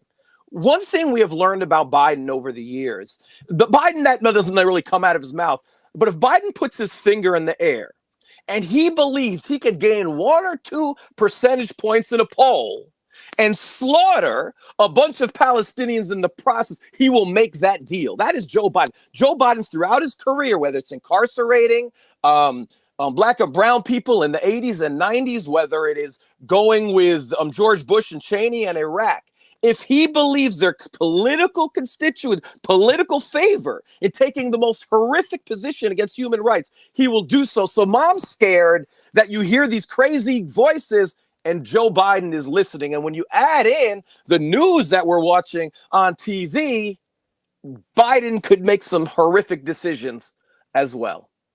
That's right. And I want to go ahead and show you what actually happened in 2002 in reference to peace negotiation. RFK Jr. was lying there. He was incorrect. I don't know where he's getting his information from, but the fact that he refuses to still have this conversation with the Gray Zone, with Max Blumenthal, or even with Aaron Mate or Katie Halper, it's very telling. Why is he not willing to have this conversation with Jewish people who get this issue right? Listen to what Aaron says in reference to the peace negotiations. I think this is very important for everyone. Israel, if it wanted to, could have had peace, not just with Saudi Arabia, but all the Arab states and also Iran and the Palestinian territories more than 2 decades ago. Because in 2002, the Arab League endorsed what's called the Arab Peace Initiative, which basically the deal was get Israel to withdraw from all the occupied territories, the West Bank and Gaza, let a Palestinian state be created there, have a just resolution to the Palestinian refugee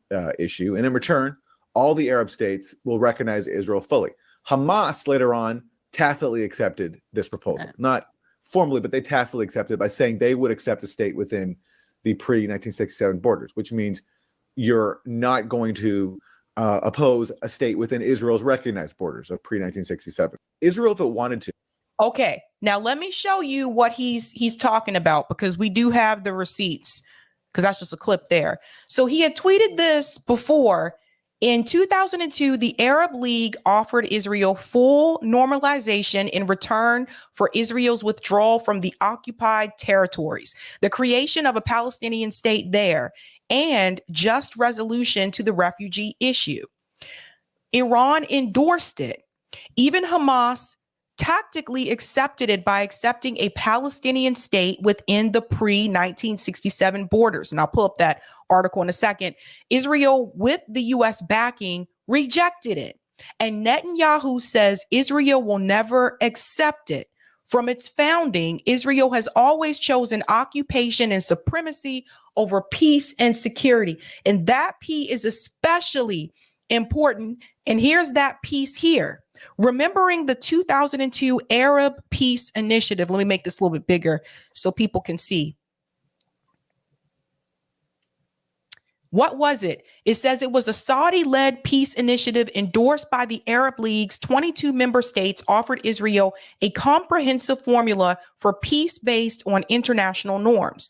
In exchange for Israel's complete withdrawal from all territories occupied during June 1967 Six-Day War, the Arab states offered full normalization of diplomatic ties with the Zionist state and recognized its right to exist in peace and security in the region. Where did this take place? This was the Arab League summit held in Beirut, Lebanon. That was March 28th of 2002. And then it goes into what happened. Let me actually just jump ahead to this part because it's kind of long here. In exchange for peace, Israel had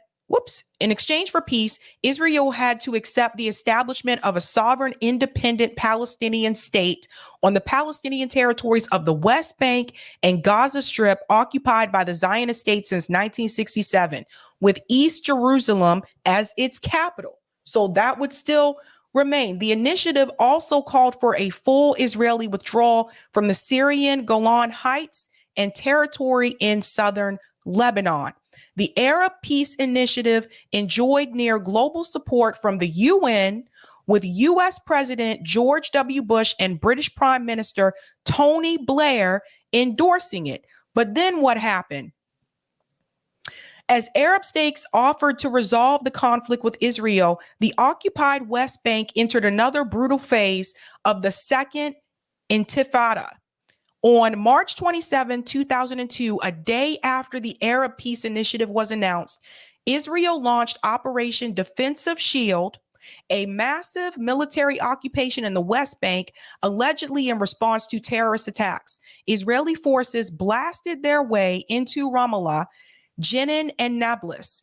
More than 500 Palestinians, as well as 29 Israeli soldiers, were killed in the 4-week military operation. And the point that I want to make is this, because, sorry about that, guys. What this goes to show you is that anytime there seems to be some type of push for a peace resolution, violence breaks out to stop it from happening.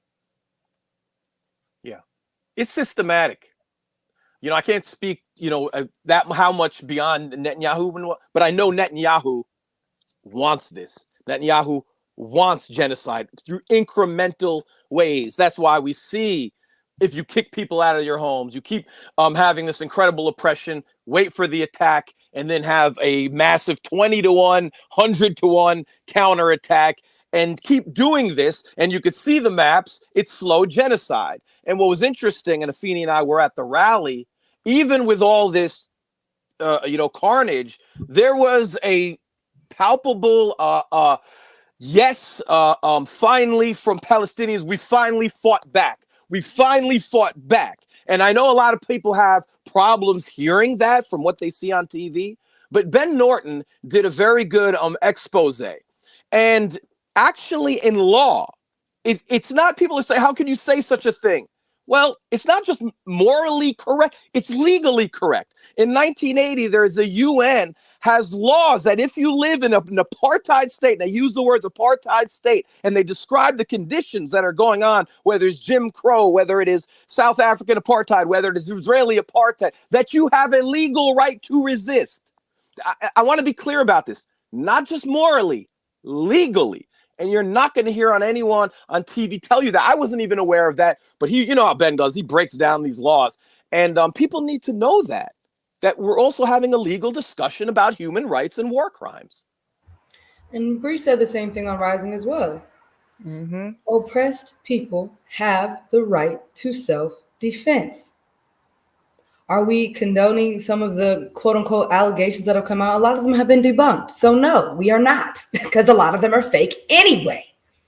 This is the same disgusting Western propaganda that we saw around the war in Iraq, around Libya as well, about the things that they said that was going on in Libya. And we find out years and years later that Gaddafi was creating a World Bank of Africa. That's right. And they didn't want that. And they didn't want to pay Africa for their resources. And it's the same type of military and imperial intentions in occupied Palestine. It's the same intentions. Because all the, like, you listen to the strategic places where Israel occupies. That's right. Of course, they're trying to completely wipe out all the people of Palestine. Of course, they're trying to annex all of their land and pretend like Palestine never existed. But also, they are running military intelligence for the United States and the West. So we wonder why so many of these countries are saying, oh, we stand behind Israel. It's because this is all a part of the West's larger capitalist plan that they have been running to make sure they control the resources, who's trading with who, yada, yada, yada. Because if they really gave a damn about human rights abuses, about terrorism and everything else, they really cared about all these things, then we wouldn't be so close to Saudi Arabia. But yeah, here we are, locked in, evil twin, evil twin. We wouldn't be one of the biggest human rights abusers in the world. Although Saudi Arabia is starting to have its own dance, because Saudi Arabia is entertaining joining BRICS, and also Saudi Arabia condemned the Israeli attacks on the Palestinian the other day too. So Saudi Arabia, I don't know, they might be trying to break up with the United States. Biden did just make billion-dollar weapons deals with MBS, you know, after his campaign where he said he wasn't going to mess with MBS. He fist bumped him and made weapons deal. But what your point you're making could be a turning point. It'll be interesting to see what happens. But I want to put one fine point on this, because there was a certain person who said yesterday at a press conference, we are fighting human animals and we act accordingly. That's not some guy in the street. That's the defense minister for Israel at a press conference with the world watching. Think about that. If you say we're fighting human animals with everyone watching, you can't even contain yourself and dress it up for the public. That shows you the contempt. And what we know about when people characterize another people as animals, they use that as justification to slaughter, so they don't consider it human rights crimes. Because the enemy is not human. You see, we're not actually killing human. And you can go back to slavery and the justifications for slavery in the 1830s and 40s and 50s, and all these United States scientists. The scientists would come out and say they're a lesser form. Black people are a lesser form of human, which justifies what we're doing. That was the intellectual argument, and politicians were talking about that. And Thomas Jefferson kind of initiated that, to be quite honest with you. So this is not new. If you want to murder a people, call them animals, convince other people they're animals and not human, and then you're not going to then you're not actually killing humans. So that's what's happening, and they showed their cards in front of everyone. One more thing before you guys go. There's been a lot of chatter on social media where people are saying that Black people shouldn't talk about this because this is not our issue. And I want to be very clear to people. If you speak to people that are part of the Huru movement, people like Amali Yeshatela, he would explain to you that going back when he first became an activist, African-American people always stood with the Palestinian struggle because our plight is similar. It is very much the same. And you have to also understand, when you say that's happening over there, it has nothing to do with us here. As I've explained multiple times on the show, foreign policy is domestic policy. When you complain and we protest about police brutality in this country, you need to know that the police officers in this country are trained by the IDF in Israel. So the connection is very real. So for the people who are on Twitter saying, don't talk about this, this is not our problem, not our issue, it is our fucking problem. And if you don't understand that what they're doing to the Palestinians, if you don't understand that they've done this to Black people before too, if you don't think they wouldn't do something like this to us again, you are sadly mistaken. And I think that you are brainwashing. You need to stop watching mainstream media, and you need to actually talk to the people who have been in this struggle and have been in this fight. And I seem to remember Palestinian activists out in the streets protesting during the George Floyd protests. Sorry, that made me a little pissed off, but go ahead, Afeni. Chad, you already know I'm mad. I'm happy mad. I'm arguing with all them fools on the internet because I'm trying to understand, how you don't understand. Well, you like, let's take the movement history out of it. We're gonna bring it back in, but let's take it out of it for a second. They are sending $8 billion of your dollars, of your cold hard cash over there to Israel to help them continue the systematic genocide of Palestinian people. They already send $3 billion of your dollars every single year to control and to subjugate Palestinian people. Palestinians have had such deep solidarity with Black people since the beginning. They have a statue of Nelson Mandela in Palestine. Huey P. Newton went to Palestine. Malcolm X supported Palestine. We have our problems with Angela, but Angela Davis supported Palestine. Kwame Ture supported Palestine. Nelson Mandela supported Palestine. So I just don't understand, like, how you don't see the deep connections. And it is purposeful as well. Islamophobia, and you can see like how more and more Black people are getting indoctrinated into more like conservative ideas around like, immigration and things like that. And Islamophobia is one of those things. Homophobia is one of those things.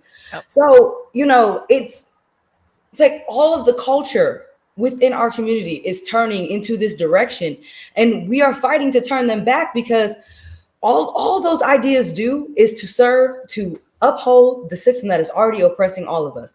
All those ideas do is to serve to aid in your slow genocide here in America. Period. They are killing us. They are killing us. To put us against each other too. Because if we come together, there'll be more of us and we will be stronger. But that's a big part of it. So people really do, you got to understand like what's happening. Colonialism is a no, period. And Afeni doesn't just talk the talk. She walks the walk. She's not just out at the big Free Palestine rallies. If there's a small one with just 30, 40 people there, Afeni is out there. She really walks that talk, and that's really important. And then it's important also to know Ferguson was a big deal in some of that solidarity. When we went down to Ferguson, so many people in Gaza were saying, okay, this is what we need to do. Fill up the bottle, half with water and half with milk of magnesia. And here's how you help stop somebody who's getting tear gassed and relieve the pain. And we literally went to Ferguson in vans from DC and had the spray bottles, and that's what actually before I was doing filming there, that's what we were doing. And a lot of that came from Gaza giving tips. And as you said, it's not just like some symbolic union. The former police chief, Kathy Lanier in DC, said, quote, "No experience in my life has had more of an impact on doing my job than going to Israel." And you can find a bunch of police chiefs saying the same thing. They go to Israel to learn how to oppress better. And that's real. That's right. Well, Chuck and Afeni, thank you so much for coming on. Where can people find you? Chuck, I know you're always doing videos. I'm doing videos. So you can find me the Twitter that's there. If I don't know how many sports fans are on there. We do Thursday morning at WPFW 10 a.m. Do a radio show. My friend Dave Zirin, who is also, I have to shout out Dave Zirin because he was talking about Palestine 15 years ago and writing about it from a sports perspective. And that put him on the outs in the mainstream when it was like not popular. And he had actually a big effect on me because there were only a handful of us writing sports and social justice at the time. So I got to shout my guy out, Dave Zirin, for making me maybe come to that realization quicker to stand up as a Jewish person than I might have otherwise. All right. And Afeni, where can people find you? I mean, of course, you can find me at Facts and Fire on everything. And also, you can find me outside looking for bricks, because where they at? You feel me? Yeah. So that's where I be at. You feel me? If you live in DC, come outside. Yeah, we're gonna get busy. Hey, Sabby, can I say one more thing? Yeah. So, everything we're saying is true. But I do notice there are some people, I'm judging this from my timeline, though my facts are right and everything we're saying is true, I will get a few anti-Semitic people coming my way. And when that happens, we got to make sure we shut them down. Where that you're using Jews and Israel interchangeably and not having an understanding. So I've had to shut down a few people. I want to put that out there because Israel is a very right-wing project, which is right-wing Christians and right-wing Jews.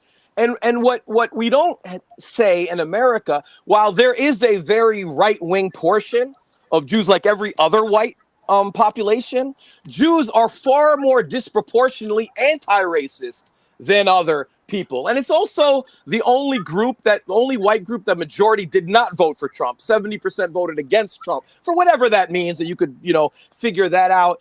But I think sometimes people aren't aware of the diversity within the Jewish community because they're equating Israel and some of your AIPACs and your ADLs. And trust me, a lot of Jewish organizations hate ADL. Go for Jewish Voices for Peace if you're going to join one. And I think we have to have that conversation as well to make sure while we tell these truths that we make sure some of the wrong people aren't jumping on board for the wrong reasons. Well said, Chuck. Mm-hmm. Very good point. All right. Thanks to both of you guys. Stick around. I got 2 more stories, but thank you guys. Thanks both. Thanks, Sabby. Appreciate you. Thanks, Chuck. All right, guys. Facts and Fire and Chuck Modi, both in the house. I hope you guys learned something from that conversation.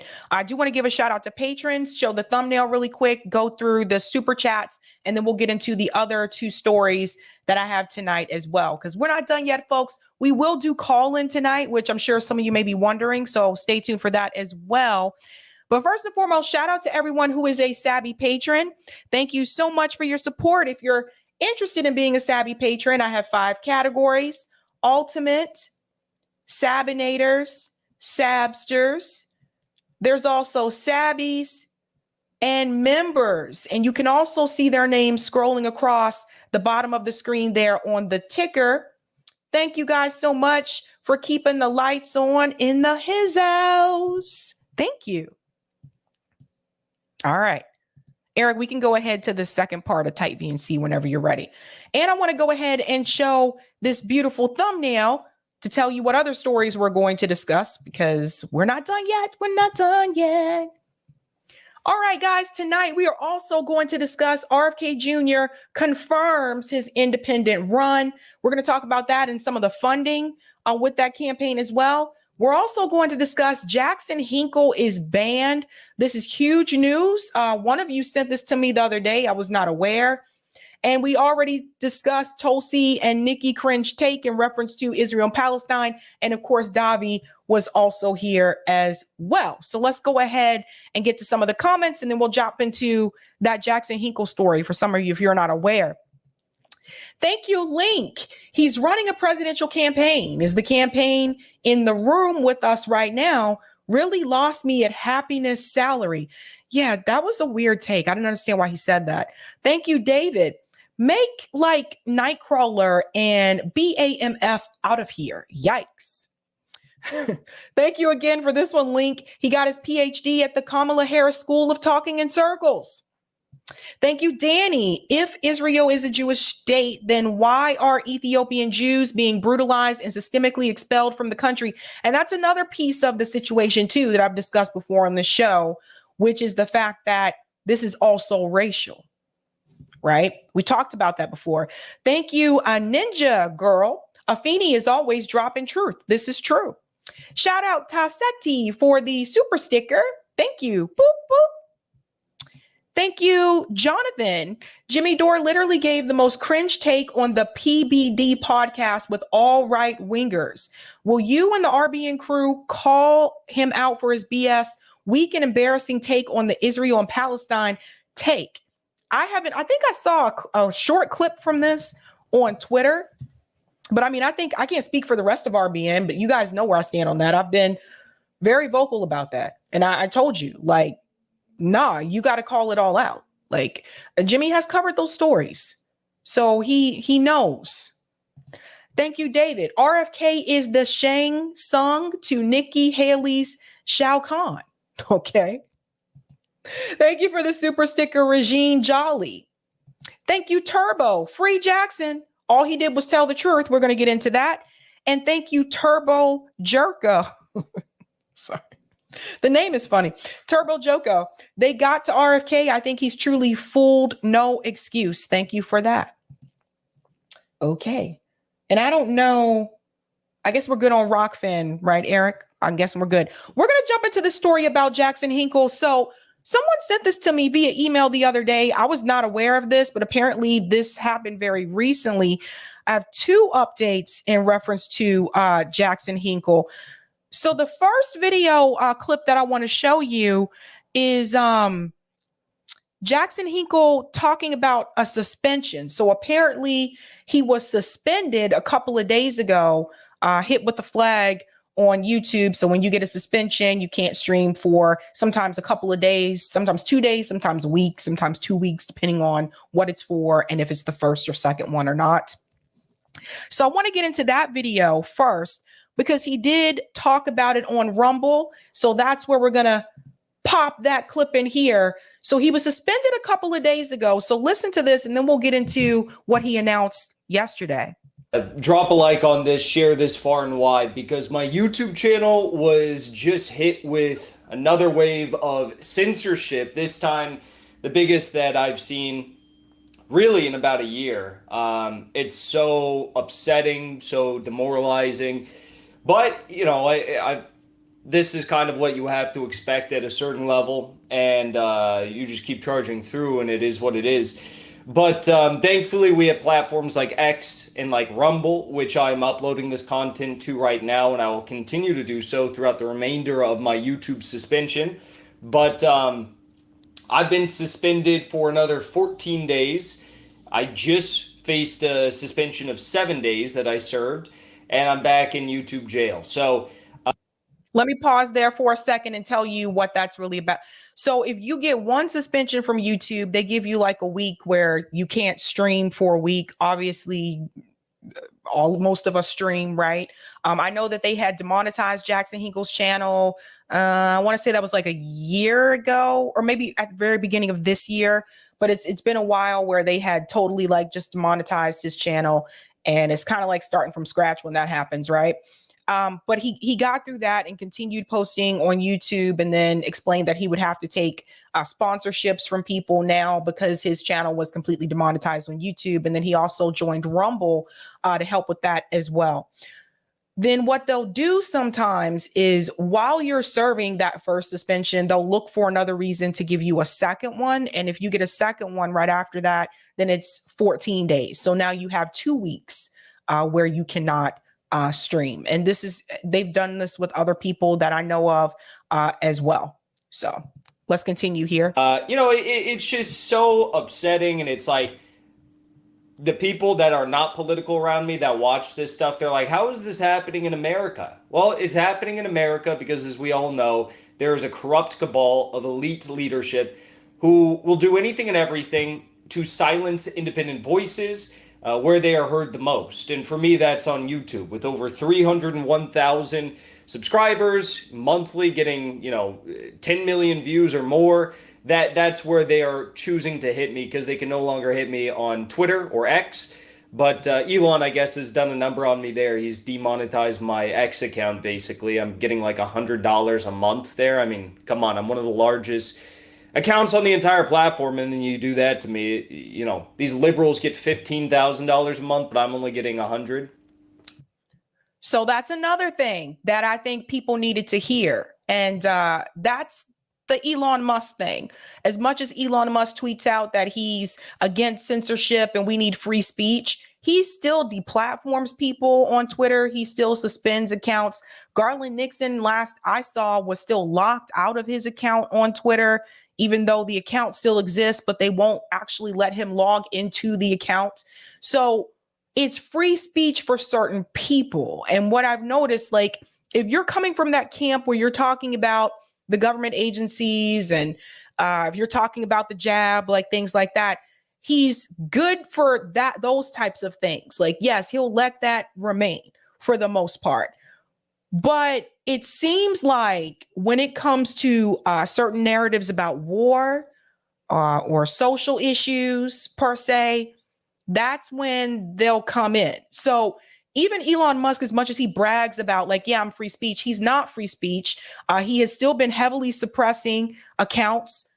Particularly leftist accounts have been heavily suppressed on Twitter and still are, by the way, heavily suppressed on Twitter. And you heard what Jackson Hinkle said that happened to him. So just FYI. So I guess that's the price you pay for telling the truth on these platforms and trying to get the message out there and successfully doing it, successfully challenging people like Piers Morgan, going on, positively with a positive message on Tucker Carlson. And most recently, I'm in Russia doing that on Russian television. And I was just on a series of Russian television programs, and it is absolutely blowing up on Russian social media. It's what you call being directly over the target. Okay.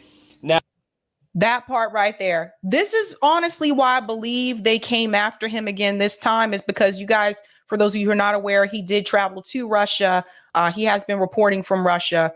And I really think that is what sent off alarms again this time around, right? Like we do know other journalists that are over there, like Fiorella is in Russia as well. But Fiorella has explained like Convo Couch was demonetized like over 2 years ago. But she's working with RT and she's also doing her own show now that she announced the other day. We know journalists that have traveled over there, right? But I think what happened here, particularly in this case with Jackson Hinkle, is the fact that not only was his channel very much focused on the war with Russia and Ukraine, but he had interviewed people, particularly from Russia, that I was like, YouTube's going to flag that had a narrative that YouTube wouldn't like, so to speak, right? So there was that. And then recently he just went to Russia. So of course they were going to. And there's the other thing too. Jackson Hinkle gained a lot of traction because of his coverage about Russia and Ukraine, so much to the point that he was on Piers Morgan's show to debate him about this. He's been on Tucker Carlson's show. So he has received a lot of attention. He blew up very quickly after he started like covering Russia, Ukraine.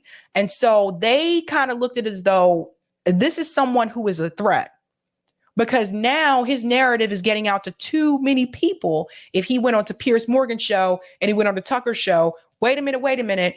Now this message is getting out to too many people. So this is going to be a problem. So this is what they do. Then they'll come in and they'll shut you down, right? So they suspended him for a week and then 2 weeks. Now, what I want to say is I unfortunately had to take down all of my previous content on YouTube again. So I had to do this a year ago, and I've had to do it again. All of my previous videos, live streams, speeches, posts, shorts, everything is gone. All right. You can find most of my library of content still on Rumble and other alternative platforms. Rumble's the main one. For the remainder of my suspension, because I'm going to be in Russia for a little bit and in the United States for a duration of it, I'm going to be streaming on Rumble and X. Most of you will probably watch me on Rumble. We've got a sizable audience there, about 100,000 followers over on Rumble. And it's good, but I'm hoping that my channel remains instated and I can eventually come back to YouTube once this is all over. All right. On that note.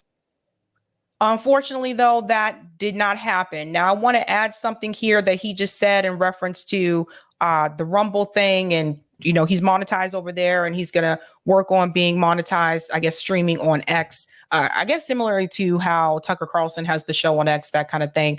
One thing I do want to point out, over a year ago when Jackson Hinkle's channel was hit, he did delete a lot of the videos just to remain safe. Like I know he had gotten to like 2 strikes, and the thing is, if you get a third one, that's it, your channel is done. So he did delete a lot of those videos and basically started all over. So now it seems like he had to do that all over again, but wasn't enough this time around. So if you would like to support my work, you can do so and I really appreciate anyone who donates because it's tough. They have permanently demonetized my YouTube channel for over a year and a half. That means that, I based on my views, I should be receiving about $30,000 to $50,000 a month, but I received a grand total of zero.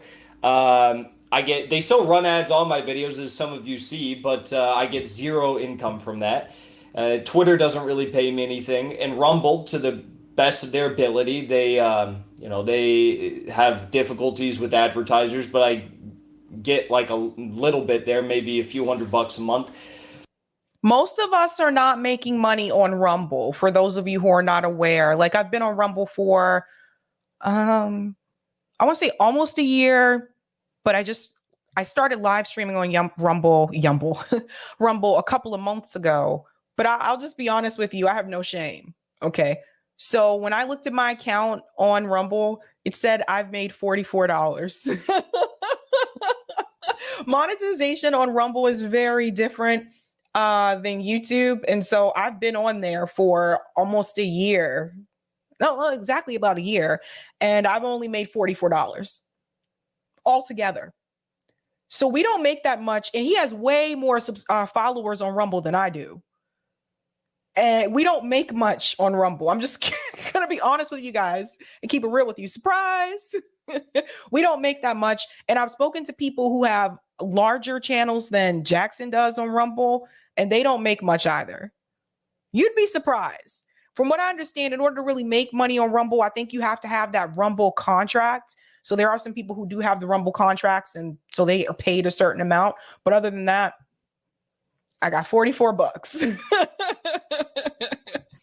And my sponsors that are the main source of my income, other than donor support, obviously, they are most enticed with the idea of advertising on my channel on YouTube, where my viewers are. And without that, I don't really have sponsors. So your support is more important to me now than ever before. So if you have the means, please do consider donating any amounts that you feel comfortable with to my locals, to my Patreon, or my GiveSendGo, which I have linked all below.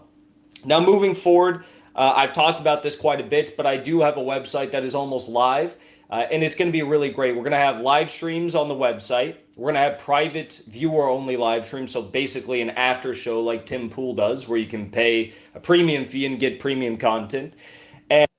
And this speech actually gave me a kick in the butt, because Eric has been telling me for quite some time, Sabs, you need to have a website. I have the Roundtable website where I post like some of my YouTube videos as an article format, and then you can click on the video. And that's linked in the description of my videos. But Eric has been kind of pinging me about this, like, Sabs, you need a website just in case. And I think this is a very crucial point here that Jackson is making. Like, he's obviously going to start streaming to that website. And there have been other people that have done this besides Tim Pool. I think at one point Lee Camp did this as well. And that's going to be on a nightly basis. When I do a live stream, I'll have an after show. And then also I'll have my merch stuff there and donation features there on my own website. So I guess what I got to say is the message is, if you want your voice to be heard and you're speaking out against the rich and powerful and the corrupt, your best bet is to develop these independent forms of getting the message out there. That's what I'm trying to do. And big thank you to all of you who support me, who continue to seek out my work even when it is difficult. And I just hope that this is all the censorship we're going to face for some time, because this is a big hit. And all my videos are gone. That's unfortunate, but we're still on YouTube for now. That's why I'm the most censored man, the most censored patriot on YouTube.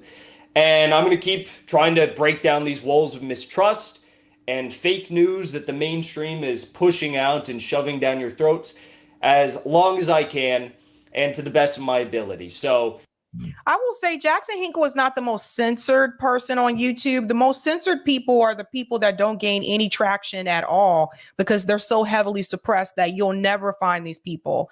There are channels that I do watch, and even if I enter the channel name in the search bar, the channel doesn't even appear. It's like I have to go back to my library, like my YouTube library, and see the videos I've watched for them in order to get onto the channel. And I've spoken to them about this as well. I've told those people that when I type your name into the channel search for YouTube, your channel doesn't appear. All this other stuff appears, but not the channel. So I don't say he's the most censored person on YouTube. It's those people that are so suppressed to the point that if you enter their name into YouTube, it just doesn't even appear at all. And it's not just people in independent media. That has also happened to people in the medical field that are on YouTube as well. That has happened to some of the doctors where YouTube has made it to where like you can't find them.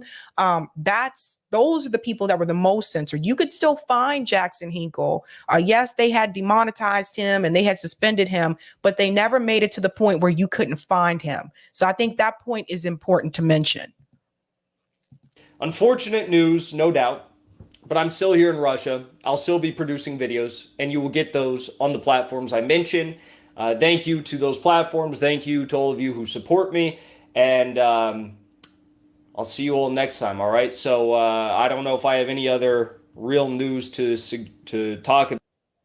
So he said, I will see you all next time. And then apparently there was no next time, because then I saw this message. Someone sent me this as well. Now, Jackson Hinkle posted this yesterday, October 9th. YouTube has permanently banned my channel, The Dive with Jackson Hinkle, 300,000 subscribers, for alleged Ukraine misinformation. Please consider donating to my Give, Send, Go to support my reporting as I find my footing and look for new work. Let me highlight this piece right here. The Ukraine part. Remember what I told you at the beginning? And I said he had recently went to Russia, and I think that's why he was targeted again this time around. So they told him what it was for.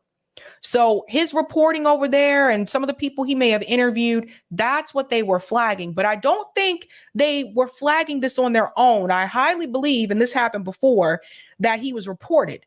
Usually people who are mass reported, these are the people that get taken down. So in the video I just showed you, that was a couple of days prior to this announcement on YouTube. And in that video, he was suspended for 14 days. Now his channel is completely gone. And I want to show you, Eric, can you bring up YouTube? I just want to show you what happens when you type in his channel. Because I tried this yesterday and I was like, wait, did this come out before the video or did the video come out first? And I realized like the video came out first. So if you enter, watch. Let me show you what happens.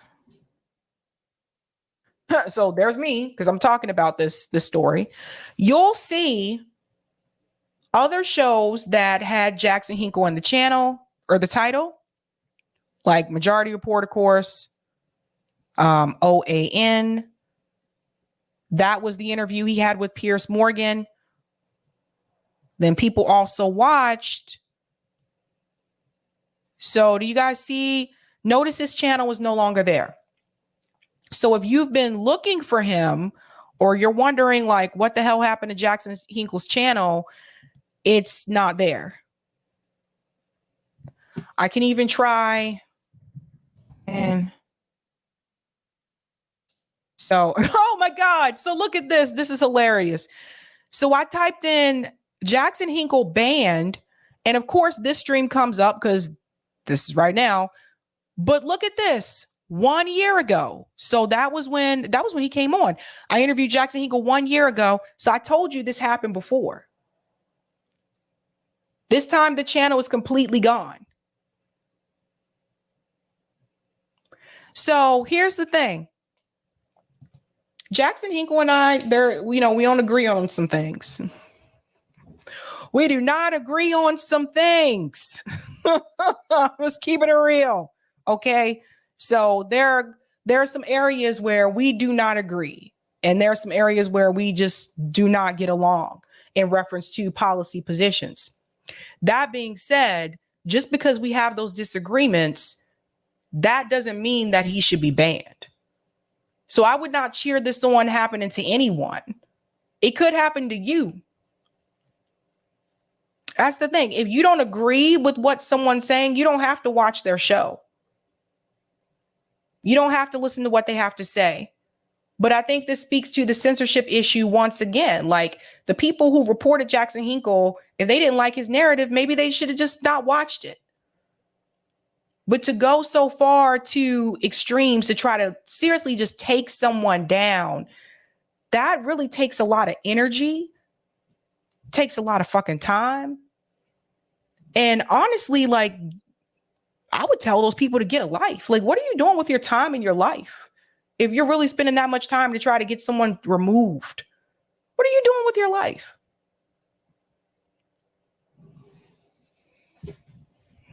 It's crazy, man. It's crazy. Like I said, we don't agree on a lot of things. Not like we used to. He changed on some positions. But do I think that because I didn't agree with some of the things that he was saying that his channel should have been removed? No, I don't. But here we are. So if you looked for him and you didn't find him, that's why. Very interesting. Very interesting. Red says Rumble operates like the record business. Yes. Yes, they do. You made this album. You make 50 cents for each album because the rest of the money goes to the producer and the lawyers and the CEOs. If you want to make all your money, you got to go on tour. There you go. Thank you, Gayla. Gayla says Caleb Maupin. Is Caleb Maupin hard to find now too? Do you have to search for him too? You see? Thank you, Female Rage. Kind of crazy that people like Eugenia Cooney can be mass reported for years for promoting Anna and not getting banned yet. Traveling to Russia gets you banned. Yep. I really think that's what did it. I really do.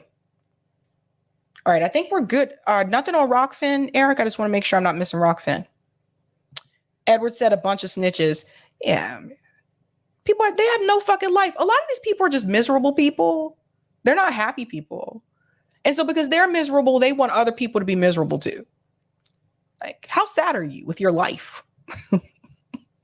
They're actually people who actually have created and participate in troll farms because these people are just unhappy, bitter people. They have no life. They have nothing else better to do. Crazy. We're going to get into the last story of the night, which is RFK Jr. announces his independent candidacy. There's a couple of things I'm going to point out. I have a couple of clips for you that I'm going to share from his announcement in Philadelphia. And then we're going to look at some funding from the guy who claims to be free from corporate interests. Let's get into it. But the good news is that people like yourselves are finally fed up. Something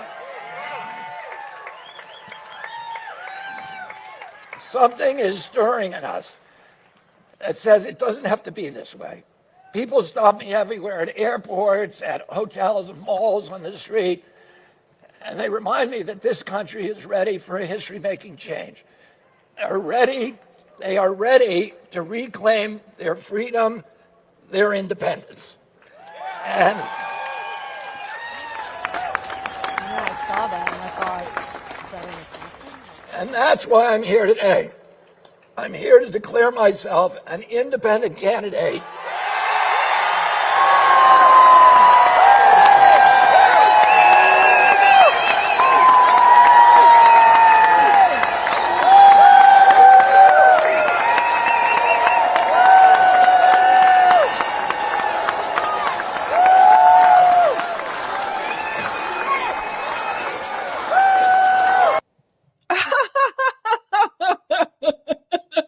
David, I know. Like, I couldn't find any clips where that sign didn't pop up somewhere.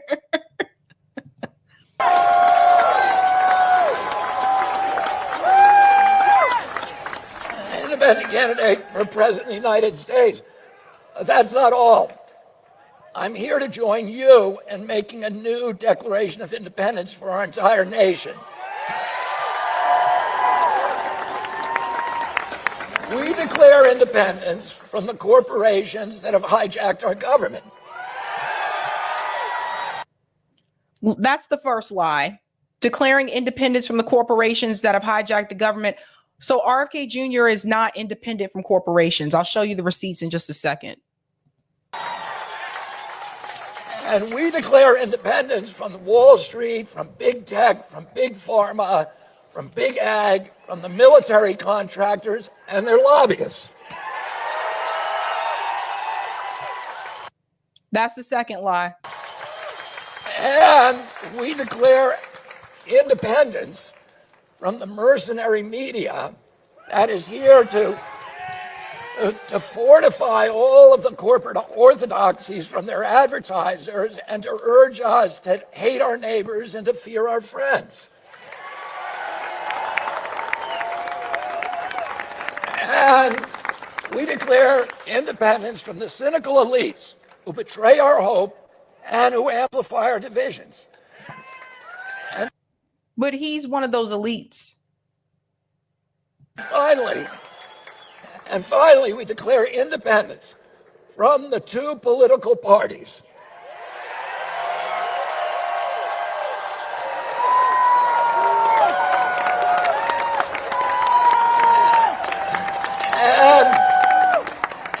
Lisa, I have no idea. I've watched multiple clips to try to find ones that didn't have this sign, and this sign is everywhere, but that's a good question. I don't know what's on the sign. And the corrupt interests that dominate them and the entire rigged system of rancor, of rage, of corruption, of lies that has turned government officials into indentured servants for their corporate bosses.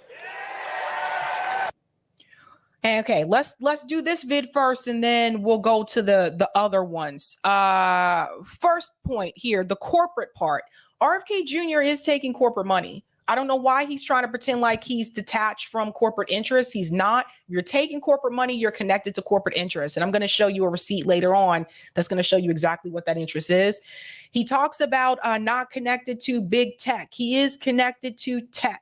I'm going to show you a receipt for that as well. When you see like who's fundraising for him, how much is being fundraised, where the money's coming from. So part of what he said in that speech is incorrect. Now, the people in the crowd are just cheering it on because, again, they're in love with the personality.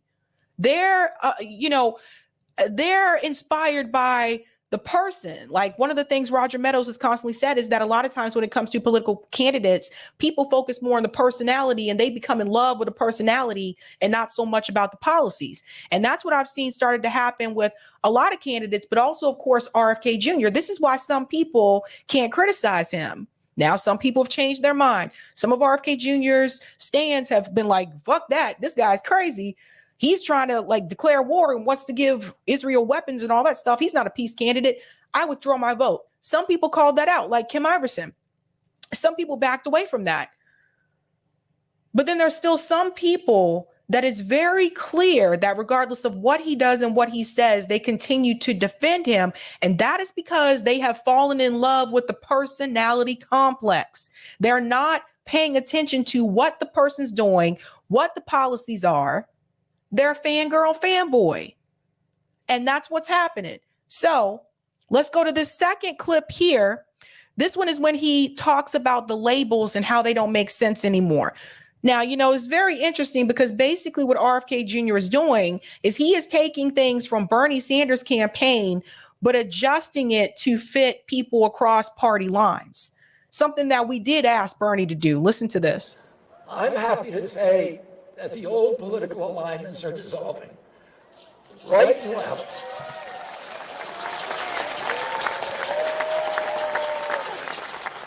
The right and the left have become all mixed up anyhow. It used to be the Democratic Party opposed censorship. It was the Democratic Party that wanted to rein in the military and the CIA. It was the Democratic Party that fought corporate influence. Remember when Wall Street and big corporations all supported the Republicans? Well, who is the liberal now? And who's the conservative? Who is the left? Who is the right? These labels make less and less sense.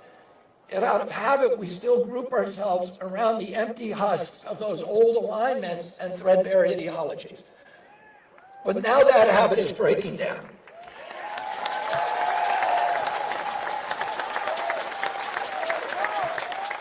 That's why half the electorate no longer identifies with any political party. And 63% of Americans want an independent to run for president. Of course, the outer structures of the parties still dominate the political landscape, but they're hollowed out from within like a building full of termites. What kind of new political structures might emerge from those ruins? What is politics going to look like when it's no longer us versus them? American democracy should be more than just picking between two candidates anointed by shadowy institutions.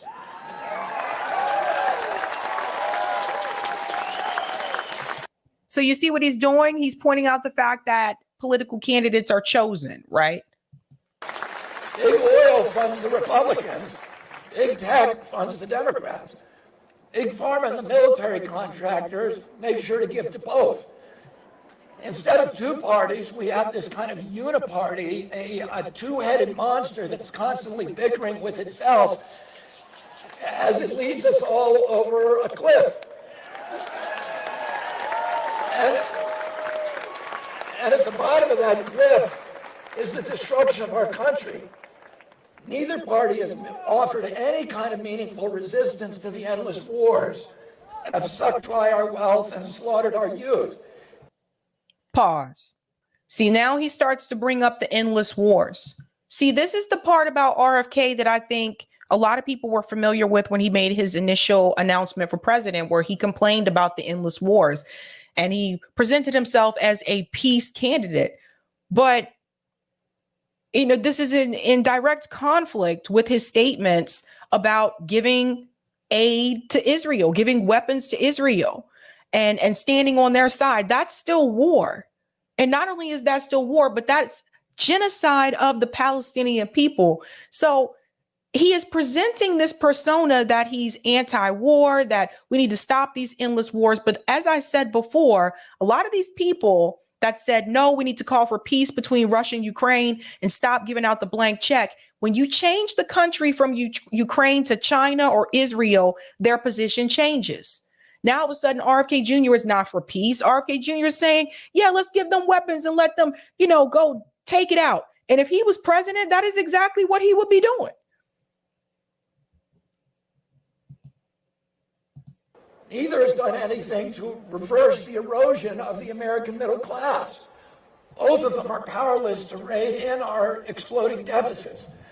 They have contributed equally to the corporate giveaways, to the corruption in Washington, and to the erection of a surveillance state.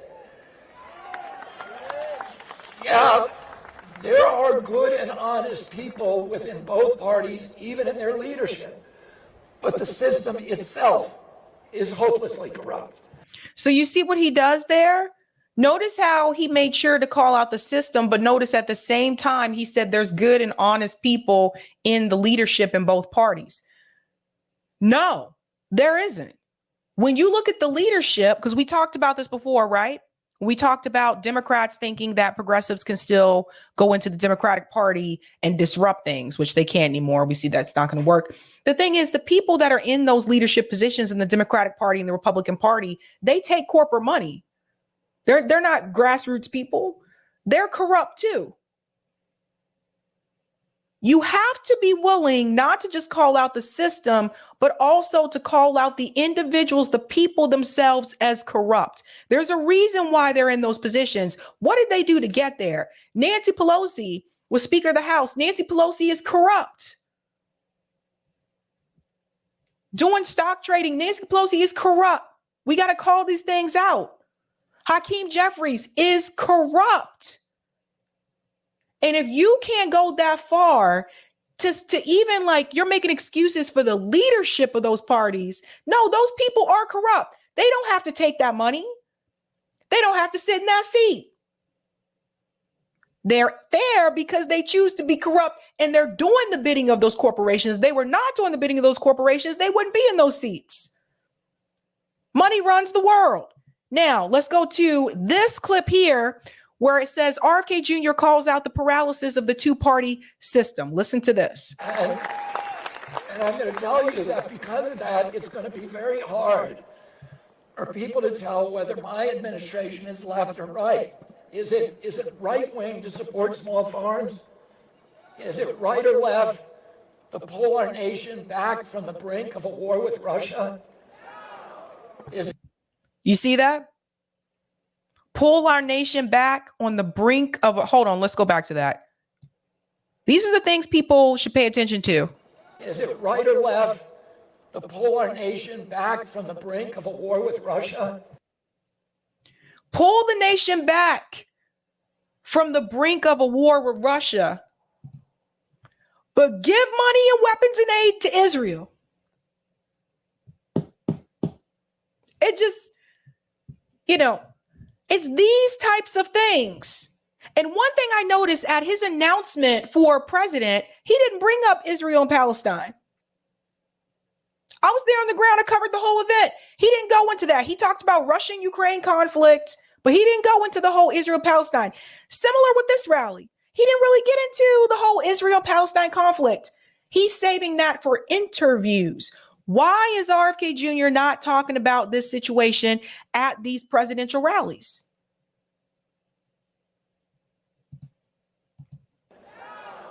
Is it right or left to implement a tamper-proof election system that also guarantees that everyone has a right to vote? As long as we're locked in these habitual debates, the two parties are often blind to common sense solutions. The formula has left them unable to govern. Practically every year we do what we did 2 weeks ago or a week ago, which is to come this far from defaulting on a government shutdown. And that's just the most obvious example of the paralysis of the two-party system. The system runs on inertia, year after year, decade after decade. It's like a runaway bus filled with teenagers fighting about who should take the wheel, and they ultimately learn that whoever the driver is, they're all obeying a GPS with a program that's written by lobbyists and corrupt corporate insiders. So I'm not going to just take the wheel. I'm going to reboot the GPS. So do you guys see what he's doing? He's talking about corruption. He's like, I'm going to take over that wheel. I'm going to reboot the GPS. Not if you're taking corporate money, you're not. Not if you're siding with establishment politicians who are saying, yes, let's go ahead and give that money to Israel and that we stand with Israel. You're not going to take over no GPS. It is very clear to me that RFK Jr. is trying to make sure that he's in good with PACs like AIPAC, with the Israeli lobby, so that he can get more donations, more funding. And he's been raising a lot of money. That money ain't coming from people like me. It ain't coming from me. So how are you going to change the GPS if you can't even have a conversation with someone like Max Blumenthal about the issue with Israel and Palestine? And he's, by the way, if this conversation ever does happen, by the time the conversation already happens, it's going to be too damn late, because he's gone on to multiple shows spreading that lie. Just like the clip that I showed you earlier tonight, lying that the Palestinians didn't want peace. These are outright lies.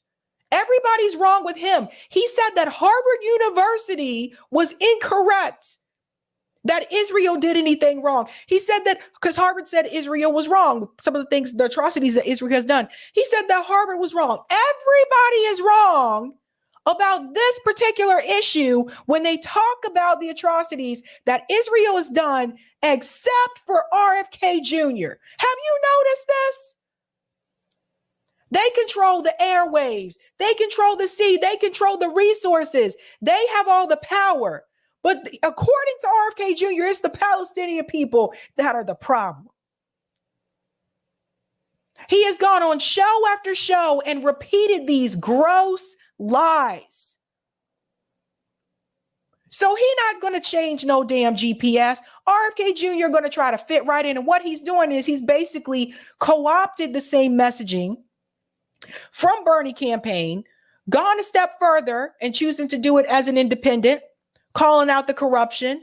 He is tricking the people and making you think that he's going to be the anti-corrupt candidate When in reality, he's just an establishment. He's to the right of Joe Biden when we talk about the Israel-Palestine issue. He's no different than Hakeem Jeffries when he says that we are unwavering support for Israel. He's no different.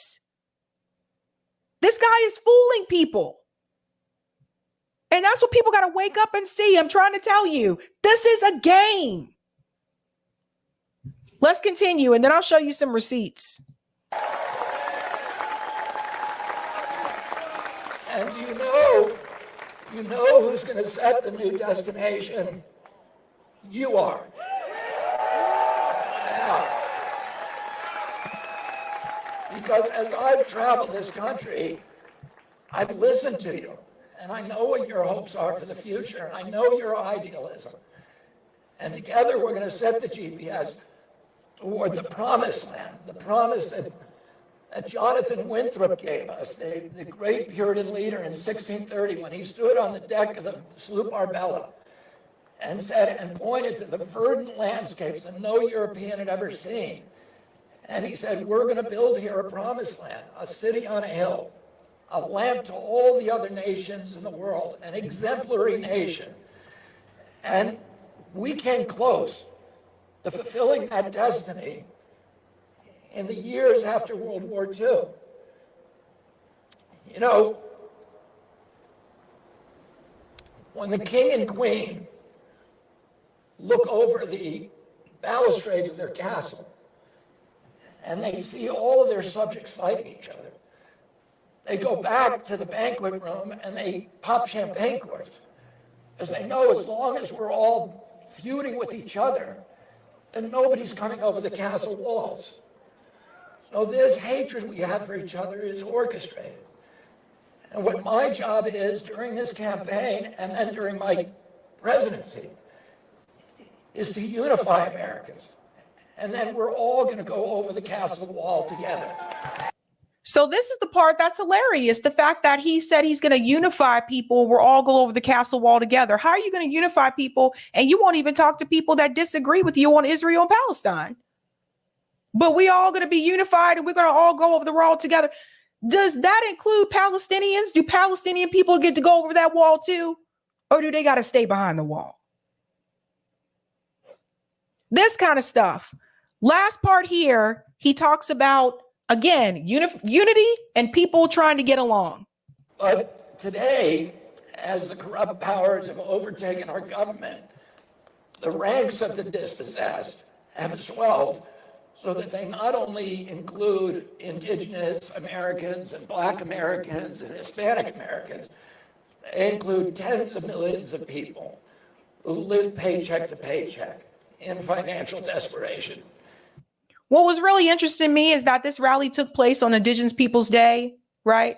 Which was yesterday. And there was a speaker, an Indigenous speaker. And well, so this is what he tried to do. Let's bring up Indigenous people, Black people, Like, how can you even really honor Indigenous Peoples Day and you're not willing to honor the Indigenous people of Palestine? It was Palestine. The Palestinians are Semites. So how, you miss me with all this. The same thing with Mark Hamill. The number of people that were talking about, let's not forget about the Indigenous people on Indigenous People Day, are the same people forgetting about the Indigenous people in Palestine. There's no way. The dispossessed also include the legions of the chronically ill, of the addicted, the depressed, the 80% of our country that cannot afford a middle-class lifestyle. A rising tide of discontent is now swamping our country. There's danger in this discontent, but there's also opportunity and promise.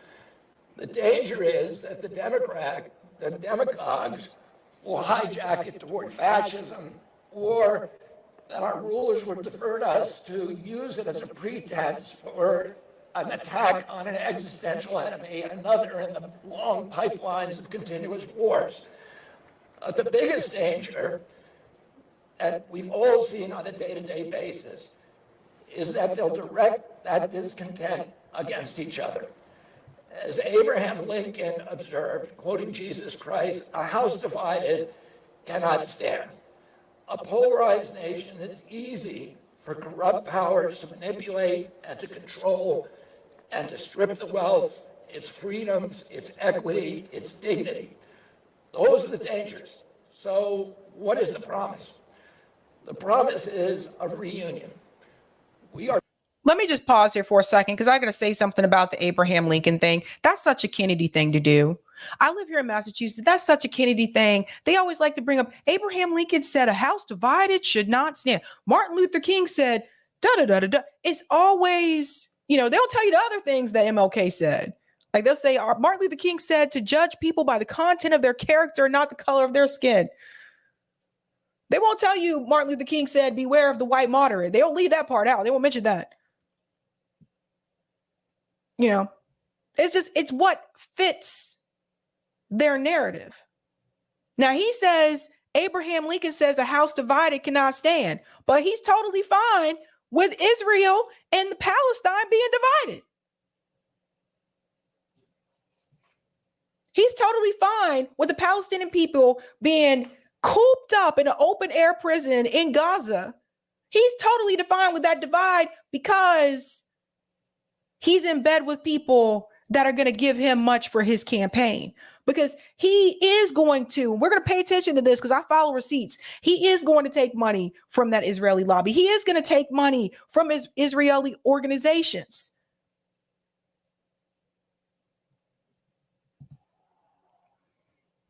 We're told today that our nation is hopelessly divided. But I found something different as I travel this country. The most hateful voices, of course, are always the loudest. But there are a lot of quiet Americans who are looking at disgust without the vitriol, the name calling, and the venom. Now, here he is talking about Americans looking at the name calling that's happening as disgust. But I sat there and watched you on interviews refer to Palestinian people as terrorists.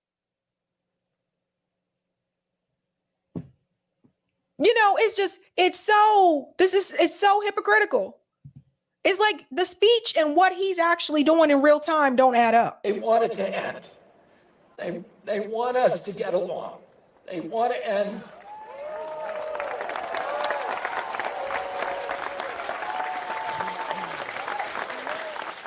And those loud, hateful controversies obscure these vast areas of agreement. Most of us agree, for example, that we should take care of our veterans.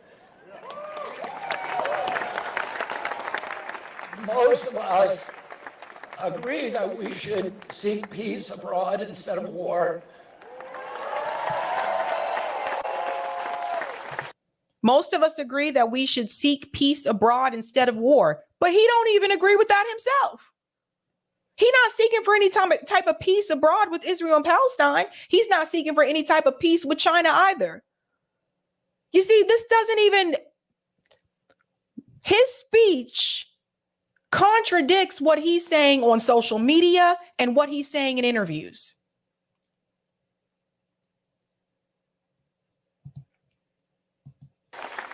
We all agree that teachers should receive decent salaries and respect. We all agree that housing should be affordable and that corporations should pay their fair share. See what I mean about the Bernie Sanders stuff? We all agree that we want a clean environment, that we want wholesome communities for our children. And yet these universal yearnings stand alongside a broad agreement that our country has lost its way. Americans are weary, they're tired of the culture war, the phony slogans, the politicians who use the partisan blame game to divide us against each other and keep us all at each other's throats. And people suspect that the divisions are deliberately orchestrated and that getting us there. And he participates in those divisions as well. And let me show you something about the funding. Oh, Eric, did you can you go back to the link from the link page? Because I want to pull up that funding. Yeah, it's on the notepad. Sorry. Yep. Yep, from Teddy. Look at this. We talk about funding. This is from Teddy Schleifer. So Teddy has been following candidate funding. Here's more on RFK Jr.'s new support in Silicon Valley. RFK is coming back to Silicon Valley for a fundraiser later this month, I have learned. Listen to this. Kennedy has found a substantial base of financial support among tech industry contrarians. I told you he was getting money from tech. This includes David Sacks, who hosted RFK for a Twitter space with Elon a few months back, along with the fundraiser at his home. Now Kennedy is scheduled to return to the area to raise money for some anti-jab donors at an event on October 28th in the South Bay, according to an invite I've seen. The event is at the home of Steve Kirsch, a tech executive turned jab skeptic. So even in his speech, when he's like complaining about tech, this is where he's getting his money from, though. Electing RFK Jr. as our next president is the easiest way to end the jab insanity. Kirsch has said about his fundraiser. Tickets go for $2,500 or $5,000. And Kirsch told me he thinks he can raise $500,000 at his house.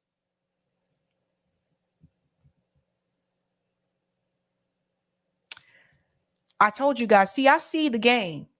And it was funny to me, you know, people were calling Cornel West out. He was having a fundraiser and it said up to $100 for the lowest amount per plate. That's up to. Obviously, you could have still come. But meanwhile, you had RFK here. And this is the second one. I saw another fundraiser where the minimum was like $1,500. This time they have the minimum for $2,500 or $5,000. So he's getting a lot of money. He's taking corporate. This is corporate money. So what I'm basically telling you guys is this. People don't give you money without something in return. When you are running for office, you're taking corporate money.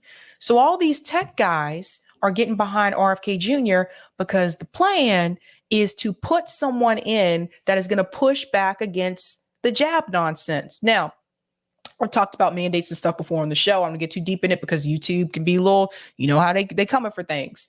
You know, I did not agree with the mandates, but that being said, they expect something in return, and they have all decided to get together. Let's get together and let's get as much money for RFK Jr. as we can. So in return, he can do this for us.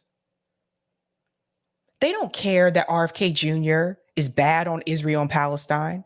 They don't care that RFK Jr. has flip-flopped in reference to police brutality and qualified immunity. They don't care that RFK Jr. has flip-flopped on healthcare. They don't care that he's flip-flopped on the abortion issue. This is a bunch of rich tech white dudes in Silicon Valley getting together to push forth for their agenda, what benefits them. And then people have the nerve to turn around and point to me and tell me that I can't push for my own agenda. Don't talk about the issues that are relevant to your community because it's divisive, but it's okay for rich people to get together and talk about what is good for their community. And these are the type of things that people need to pay attention to. That's where that money coming from. And then this piece up here, RFK Jr. Super PAC has raised $11 million in the last 24 hours, $28 million total raised since late last year. And then this piece right here, the RFK Super PAC is in talks with Elon Musk about a donation, I'm told by sources. Now, let me tell you something about this. Remember, Elon Musk did those Twitter spaces for different presidential candidates? He did one for RFK. He did one for Ron DeSantis. He did one for Vivek Ramaswamy. Now, all of these people are funded by David Sacks. David Sacks has held fundraisers for Vivek, for Ron DeSantis, and for RFK Jr. Did Elon host a Twitter space or offer Twitter space for all the presidential candidates? No, he did not. just the ones that fit his financial interests. So if Elon Musk is going to go through with a donation to RFK Jr., then what does that mean for the X platform?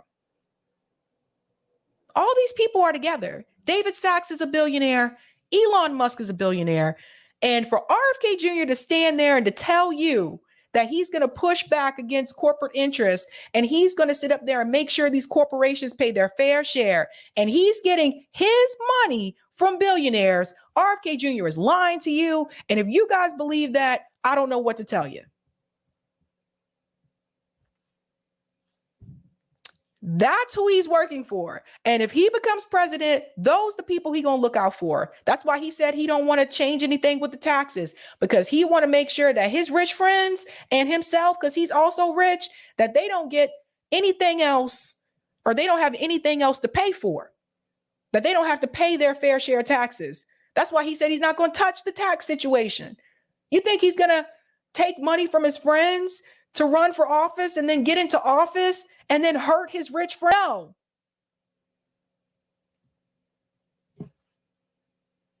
We're going to do call in. I'm going to take a quick break and then I'll be back and we'll go into call in because there's so much to talk about that's happened within the past couple of days. Eric's going to come in for just a second and I'll be back. All right, so this is the part of our show where we give Sabrina a little break before we jump into the call-in. I put the call-in app, or I'm putting the call-in app in the chat. You can do call-in on your browser or do it on your phone. It still seems to be running, which is good. Let's show it for a second here. We can do that. We have show the call-in page technology. Yeah, so here's your little sneak preview. Call-in tonight is going to be on Israel conflict, RFK, Indy, and more news. And we want to hear what you think. You can call in and give us your opinions on these things or on any topics you like. And if you've heard the call-in before, you know how the show tends to go. We have a good time out there. Let's hit some of these chats while we're hanging out here. Let's see here. I think Sabby highlighted these from Ryan, not independent of Israel. Yeah, talking about RFK. And Johnny talking about hijacking the movement. Yes.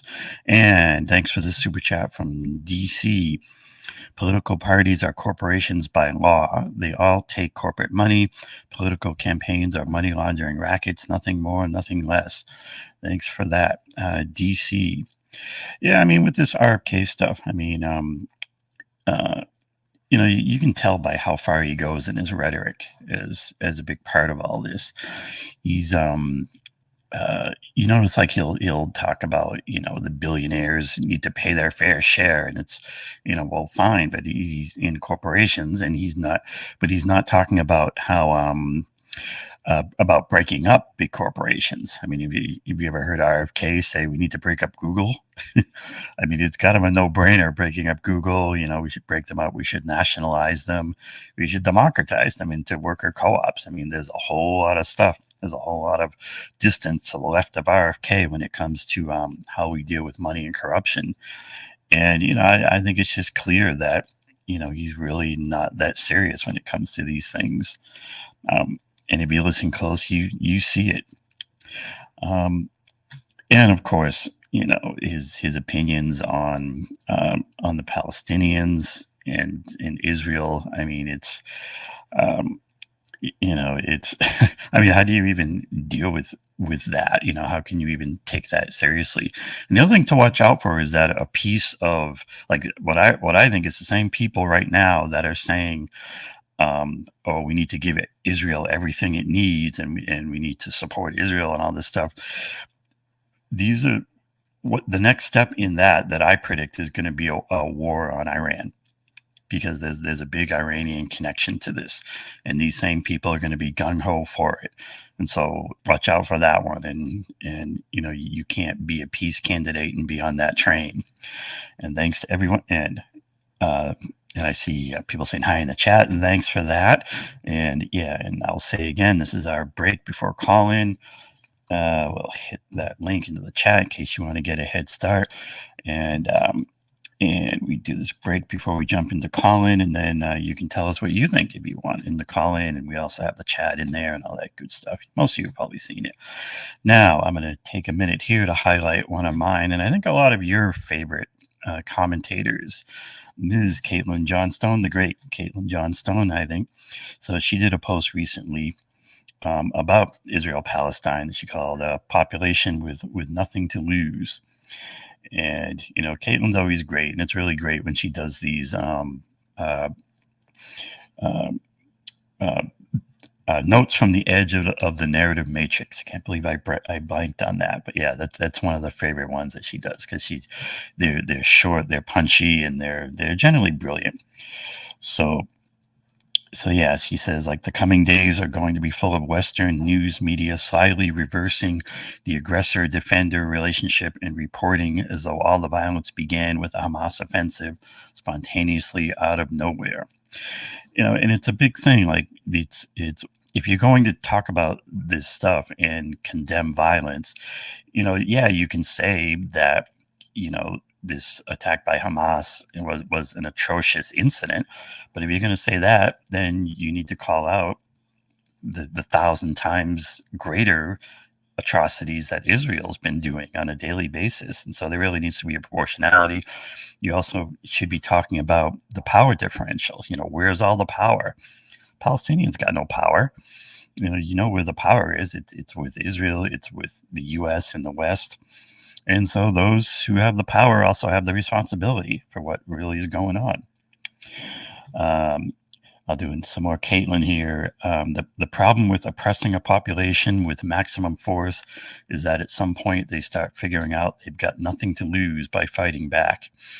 It also reminds me of a way that Chris Hedges just put it recently in one of his posts, where he said that Hamas and some of the Palestinians are responding in the language that Israel taught them, the language of violence. And let me see what else I can hit here while I got a minute.